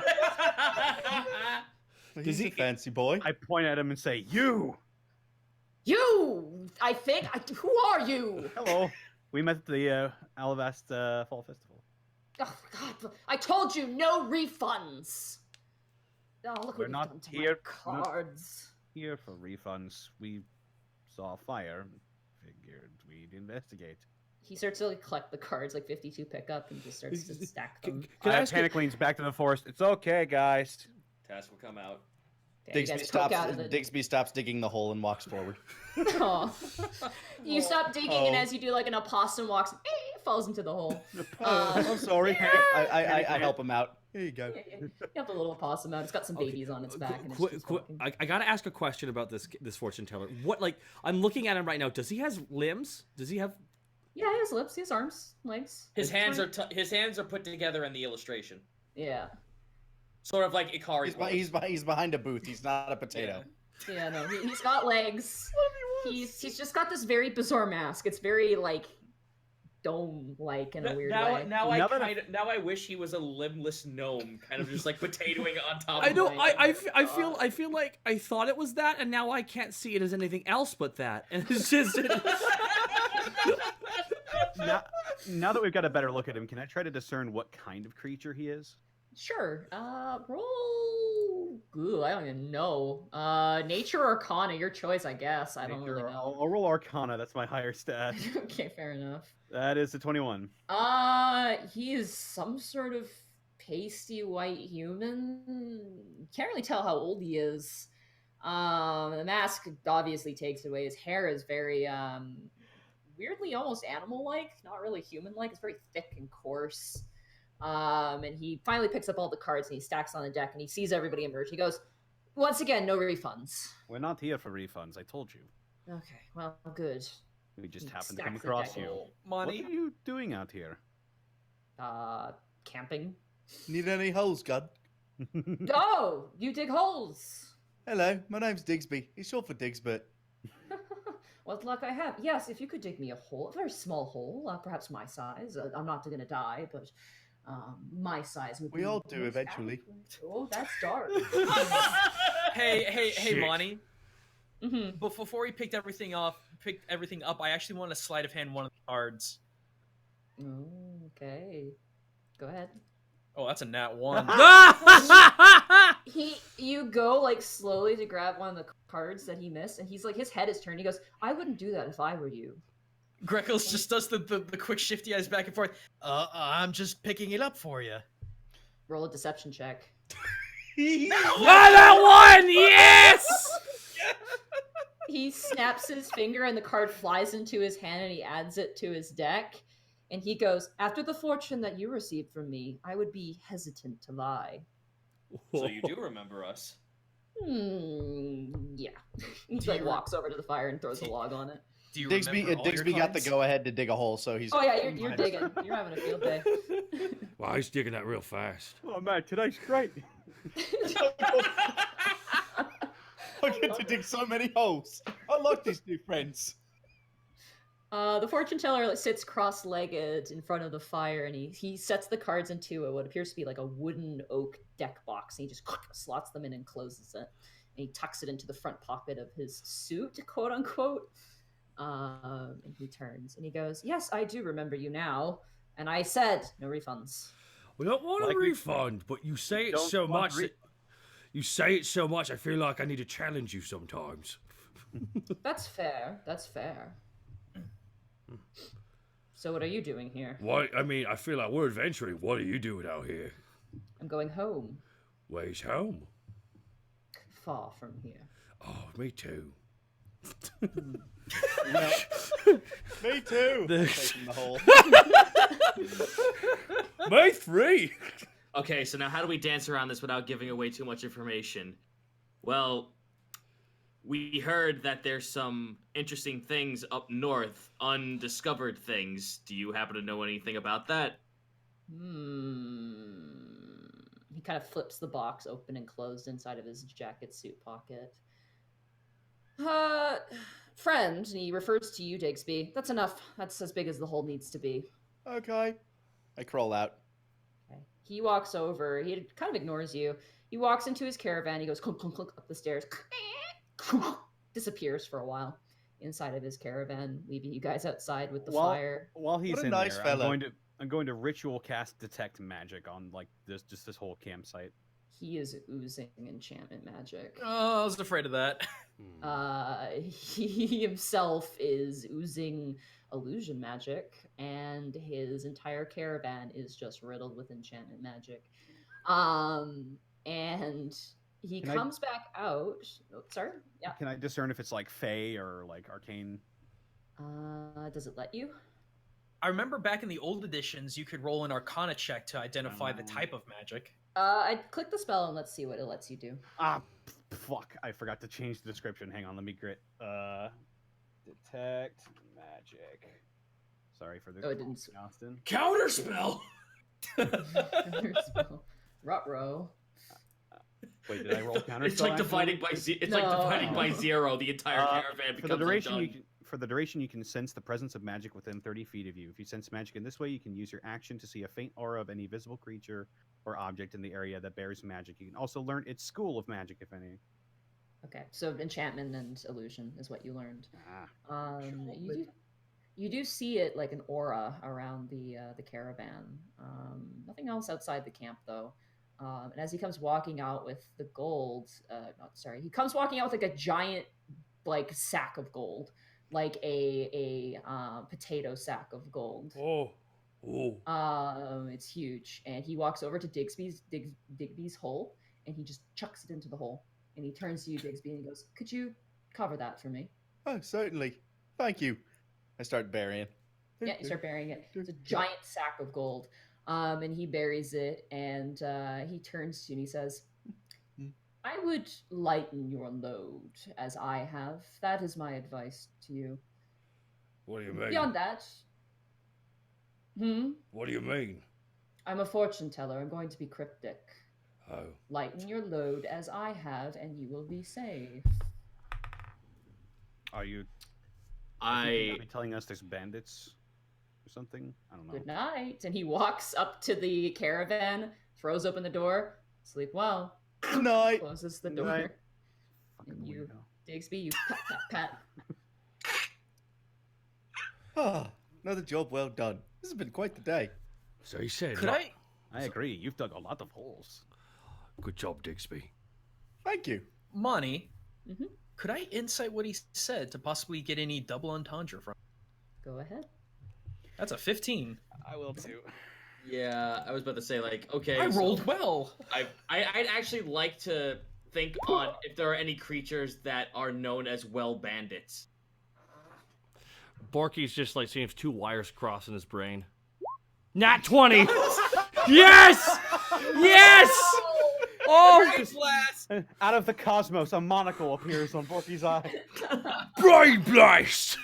Alvin, the god of intelligence, touches him that night, across your head and your brain. Greckles, you're like, I guess, do we dump our stuff? Panic, you're like, I don't care. I don't think we should do anything. Borky, with a stroke of brilliance, you think we should bury our gold. Let's bury our gold. Why? I mean, this guy is I buried. like this idea. I just want to throw that out there. No, let me hold on. Allow me to think about it. This man here, like, no panic. How magical is he? Very. Okay, this guy, he knows more than he's letting on. I think it's pretty obvious, right? If he's burying his gold, there's a reason. Meaning, why he's going with it, it's not safe. Not because someone might take it, because someone might come for it. And then you, as much as I like a fight, I think it's safer to bury our gold right now. Now, I left my gold back at home, because I knew we was going out, and I had the foresight. But if any of you's got gold, or any kind of gems or rarities, let's bury a hole. Remember where it is. I leave something for it, and we come back for it our way back. Otherwise, we might be walking into something that we don't want to deal with. And he just gave us a hell of a hint, and he didn't need to. Well, Digsby's already digging. Thank you, Digsby is proactive. What he also could be doing, and I've seen this before, is he's going to leave his gold here. We're going to leave our gold here. He's going to wait until we're gone. Then he's going to dig up both of our golds and leave. Well, why don't we follow him if he's going the same direction we is? Because what if the compass veers off that direction? Can we go back and get our gold? I'm like, am I crazy here? Well, this is a good reason why I only brought with me 250 out of my 700 gold. We shouldn't have any of it. I brought all my gold. Oh, well, you're not anymore. You're putting it in a fucking hole, is what you're doing, Paddy. Listen, as a bard, yes. There are 2 things that are most important to me in this world. Yeah. My guitar and my money. Okay, I'm gonna tell you right now. I feel like something spoke to me in my head, and it wasn't Greckles, because he's always like, kill them all, they'll never be able to find out in the woods. I just ignore that. But what this was more like, drop the gold, come back for it. It was a straightforward message, and he had a voice that sounded just amazing. It was so smooth. It was like the greatest kind of whiskey, but like a voice. Borky. What? Look me in the eye and say that. I'm gonna insight check him. Do you want to say anything special? Insight check me, see if I'm believe. Oh, that's 11. I am serious right now. You should trust me on this. Okay, Borky. Okay. I will bury my gold. How much gold are you burying? 1,799 gold pieces. If it disappears, tell you what, I'll have a bet. No. Let's have a bet right now, then, Panic. If we come back and it's gone, I will give you all your money back from my money I left back in the Sweet Dragon. If it's still here, you give me 500 gold. I was just gonna bury my gold, so I'm not a part of this Greckles. I'm putting my 250 down. As you guys throw down your money, Digsby, you get sprinkled with money. make it rain. You're making it hail, actually. Oh my god! Someone please make a gif of like all of us throwing our gold on Digsby and he's just dancing. Digging, please. Tell you what. Instead of me giving you 500 gold, I like that though. I like that part of it. What if I write a song just for you? Whoa. All right, that'll do. A panic Great. Grimtongue original. I could sell it for so much more in the future when you become Be a hit famous. single. It will be. I'm also a hit single because I'm single. Yes. Moving on. All right, Digsby finishes digging his hole, climbs out of the golden shout. That's coming out wrong. Oh dear. Whoa, no. And he tosses his 5 gold, like the 5 gold he's got on him in there. There you go. Bye, guys. So everybody drops you drop your gold in there? Yep. Yeah. Okay. So Digsby, you bury it up. Hip, hip, doo, doo. I even add a layer of gravel at one point so that Oh, wild nice. animals won't get to it. Hey, Monty, here's something. I'm taking out my map and beginning the cartographer's tools and starting to make a map. Okay. I actually might have something fun planned for that. Ooh. So we'll first part of the adventure, you've gotten to the vineyard. You guys settle down for the night? Yeah. Yep. Yep. Song of rest and stuff like that. All right, you guys heal up. Mhm. I will say you fully heal. And assumedly, you guys keep a watch. Yeah. Yeah. Yeah. I need 4 people on watch. I will take the darkest part of the night since I have the highest dark vision. Okay, so you'll be I'll- third. I'll take the early morning, and I am putting those goggles back on since I have that free slot. Borky you will have it. Borky will take the first watch, Okay. I'll take second watch then. and that means Dizzy gets to sleep. he dug a Okay. lot. He dug a lot of holes. He The, deserves the some boy rest. deserves some sleep after all those holes. It was a hot day's Are you sure? Okay. Digsby just usually sleeps wherever he is. He doesn't usually keep watch. Does he? How do you say- Does he suck Right into to his his turtle turtle. shell? Oh, yeah, he slinks all the way into his shell. Oh, I love He's great. I say we keep him. What does his arm do? his arm It goes in the well. shell. Yeah, Okay. It goes in as well. It comes Oh, out. that's not creepy at all. It comes out. It comes out occasionally and just eats bugs. I don't know. Like. Oh, it's like a I just fucking imagine- trapdoor look. spider. Look, sometimes it'll crawl around and Digsby has to find it in the morning, but It's all good. I just imagine he's like, "Come here," and it just right into his shell. Oh. Ugh. Borky, I want you to roll a perception check for your watch. All right, perception. I'm gonna perceive like everything. 13. 13. I want you to roll a wisdom saving throw. No, What? no, what? A wisdom saving throw. Son of a bitch. 12. 12. Okay. Okay. As you're doing your watch, you're kind of spanning out in the forest. At one point, you blink, and as you blink, the cart disappears. What? The fortune Oh. teller's caravan just blinks out of existence. Borky stays very still and just reaches out to Panic's face and just starts smacking it. Stop it! Decot's gone. The panic blinks away. 'Cause it's just like You. well, I look out and I look for the cart. It's gone. It was there. I was like looking at it. It was like, oh, it's a neat cart. Maybe type up until we should have like a food cart. And I blinked because some smoke got my eyes. And it wasn't there. I cast thaumaturgy on the ground where our gold is buried to see if I hear any jingling. You like make a I make a rumble? little earthquake. Yeah. You hear jingling. Okay. The cart's gone there. It was here, but there was not. What? What? I thaumaturgy the ground where the fortune teller's gold is. You hear jingling.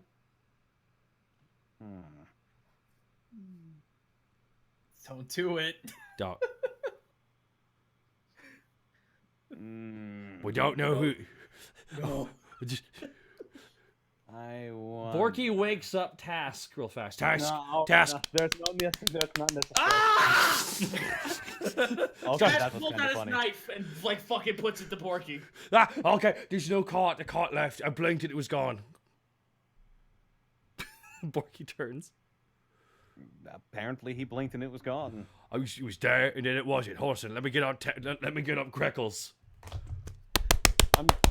On the beak. It's gone. Borky, I swear. Look, the cart's gone. I'm gonna ritual cast detect magic again. No magic. Yep, he's gone. Notably, there's no animal pulling that cart. Magic. Strange, funny guy. Is there anything else? The cart's gone, Greckles. That's a serious predicament. It's magic's involved, you know? Borky, What? I want you to think back to all the things that we went through. Okay. Now No. just relax. No, When your shift's up, get some sleep. You'll be fine in the morning. that is magic afoot. I'm good. Damn it, y'all going back to bed. Is everyone just going back to bed right now? Yep. Like, Yeah. like Oh, Borky, we're going into unknown territory that's filled with magical artifacts. What do you think is going to happen? We don't know. That's the reason. well, we just walk in and I find a magic axe that becomes my best friend. Any kind of situation could happen. It's wishful thinking. Okay, well, look, is our gold still there? Yes, Trannik, is it still there? It's there, I believe it is. Task will roll survival For what? to dig it up and see where the gold, if the gold's still there. I'm I sleeping mean- above it, just so you know. Got As to you hear leave the the sound- gold there. I cannot be As you insistent. hear the sound of digging, your eyes just snap open. Hey, are we digging holes? Just as morning. good morning. Just as a precautionary measure, yes, dig a quick hole and you can go back to sleep. I'll dig more than that, but okay. I start digging wherever I'm All told right. to. You dig both spots, I'm assuming. Yeah, I both love- spots. Everything's there. Hey, look, it's that thing was what we buried. All right. Okay, I'm everything's going back to full here. bed. All right, Yeah. Digsby, you can cover them back up. We just wanted to make sure it was all there. Okay, no more holes? No more holes. Just cover them up and you can go back to Aw. sleep. Okay, Don't worry, there will be holes in your dreams. yeah. And I'm sure there's gonna be plenty more holes on the road. So everyone's just asleep and Borky's just sitting there paranoid. Fuck. Yeah, And- Digsby taps down the dirt again, just sucks back into his shell and sleeps over the holes. And that is where we will end the session for today. Thanks, There you go. Borky Austin. par- Have you? Thank Thanks, you. Austin. Austin. Stop recording. Hi, Austin. Stopping now. And which episode is this on Stopping YouTube? now. 39. 38. 38. Welcome, Okay, I have an idea. I have some ideas for this episode title. Okay. Hello, my name is Bigsby. Sorry, my name is Digsby. It's short for Digsby. I can't. We don't have room for that. Okay. It's. How do you title these usually? Unexpectables episode. This would be 38. Unexpectables underscore your name underscore the number, which will be 39. 38. I'm sorry, 38. 38. Probate 1,000 bits. What kind of turtle is Digsby? He's got to know. He's Actually, a box turtle. Can you throw up the amazing Citric art of Absolutely. Digsby, That will please? be posted to the Wikia once we have the Wikia up with his article. There he is. There he is. And there's Armsby. And then there's arms. I love his face. He looks just so zen. The episode Digsby, short for Digsbert. You know what? I like that name, actually. Digsby, short for Digsbert. Okay, do we like that He's one? gonna look just like, what? Oh, I hope. Oh, this was good. The Giants were really fun. Scary, Yeah. but fun. Oh, boy. Yeah, This that was is- a little terrifying. Nick, I love your character so much, dude. Thank you so I'm much. glad. I've been working on him for a while. Is I wanted Lanny, to make somebody that was like the complete opposite of Wake. is Lanny on this arc? Yes, Lanny will be joining us for this quest. As long as he doesn't die. Don't die, Wow. Monty, it always goes back to Dude, death, dude, doesn't it? he can't die. Who's gonna dig the hole for him? It's- know. If he dies at the end happily with a smile on his face, we all have to dig the hole together, Yeah. guys. That's the way it works. Fuck. He'll die. I feel like if Digsby's like on his last breath, he will dig his own hole. Probate, Oh, probate with 1,000 bits. Title suggestion: Can you dig it? Ooh, that's a good alternative. Oh, that's Oh, good. that's also good. That's That can also you dig good. it or Digsby? It's short for Digspert. Dark Fulgent 500 bits. Episode title I've seen in chat. Can you dig it? Yeah, can you dig it? Everyone, can you dig it? Can you dig it, sucker? Can you dig it! I'm hearing that in stereo right now. Volvagnos with 2,000 bits. Thank you so much, Volvagnos. Can you dig it? Chat, can you dig it? I need to export this. Where should I send this? Nutcase has We will post the link you send it to in the chat. Okey-dokey. Can one We'll of do you it post after. Alrighty, chat. Thank you so much. Welcome to the Unexpectables. This was a lot of fun. Nick, thank you so much for joining us for this adventure. Helix, yeah, my vote is Holy Night. Ooh, might have to save that one for later, but thank you so much, Helix. No problem. Chat was in love with your character. Your character went over really goddamn well, dude. It's so Chad great. isn't the only one. This Oh was my actually God. accidental timing for me to be on the Unexpectables. Exactly. Yeah, no, we have a nice exchange. We have a nice group. We have a nice D&D exchange program going on right now. Yeah, it's interesting because the timing of this actually matched up almost completely perfectly. Like me being on the Natural Wonders, and then the day later you coming on the Unexpectables. I will say this, and this is not like bad at all, but originally it was supposed to be next week that last week, sorry, that you guys were gonna meet up with this character, because depending on what you guys did, it depends. Like whenever you guys started this quest, or whenever you started any quest line, was when Digsby was gonna show up. So he's supposed to be on last week, but then you guys did the Mel thing, which is fine.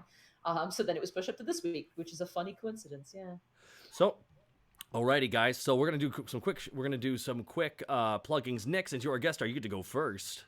Ooh la la! Hello everybody, I'm Lanny Pator. You can find me over on youtube.com/Lanny Pator, on Twitter as Lanny Pator, and twitch.tv/Lanny Pator. You can also find me every Tuesday on the Natural Wonders over on twitch.tv/Stream4star, along with Zito. Hello, I'm the DM for that. Yep. That's what I got. Boy, are you! All right, Snake, take us away. You can find me on Twitter at Senile Snake, and you can find me on Twitch at Senile Snake with a 3 instead of an E at the end. For now, Chris Zito, take us away. Hello, it is me, the Chris Zito. Yes, you too can find me on the Natural Wonders on the Team 4-Star on Tuesdays, for I am the GM. And Nick is one of the players there. So Yeah, if you I believe our archive is up on YouTube right now. I believe it is as well. Also, you can find me on my own personal stuff at twitch.tv/Zito. Tomorrow will be an art stream, followed by Friday. I don't know if I'm going to do some Kirby Star Allies or some other miscellaneous indie games. But yeah, that's coming out on midnight, and I'm just like, I love me some cribbage. It's Good. And Goomba, where can they find you?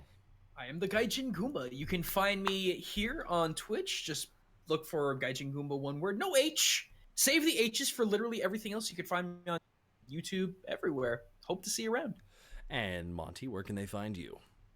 You can find me on twitch.tv/MontyGlue, and you can find me on Twitter at MontyGlue. That's good. And you can find me on Twitter at TalkOn101 and here on Twitch. Smash that follow button. Smash that follow button. Hit that subscribe. We have a Tubbs emote, and I want to follow up with this tomorrow night. God. I will be. You know, every time you hear that one quick nutcase thing, smiles evilly and just goes "Mwah," real fast. I'm sorry, I just made one mistake. I apologize. Cribbage will not be happening this week. That's next week when it comes out. Right. Next Friday. Argent Lyle, 500 bits. Digsby theme song is Digatana from Lion King, and TTA decoded.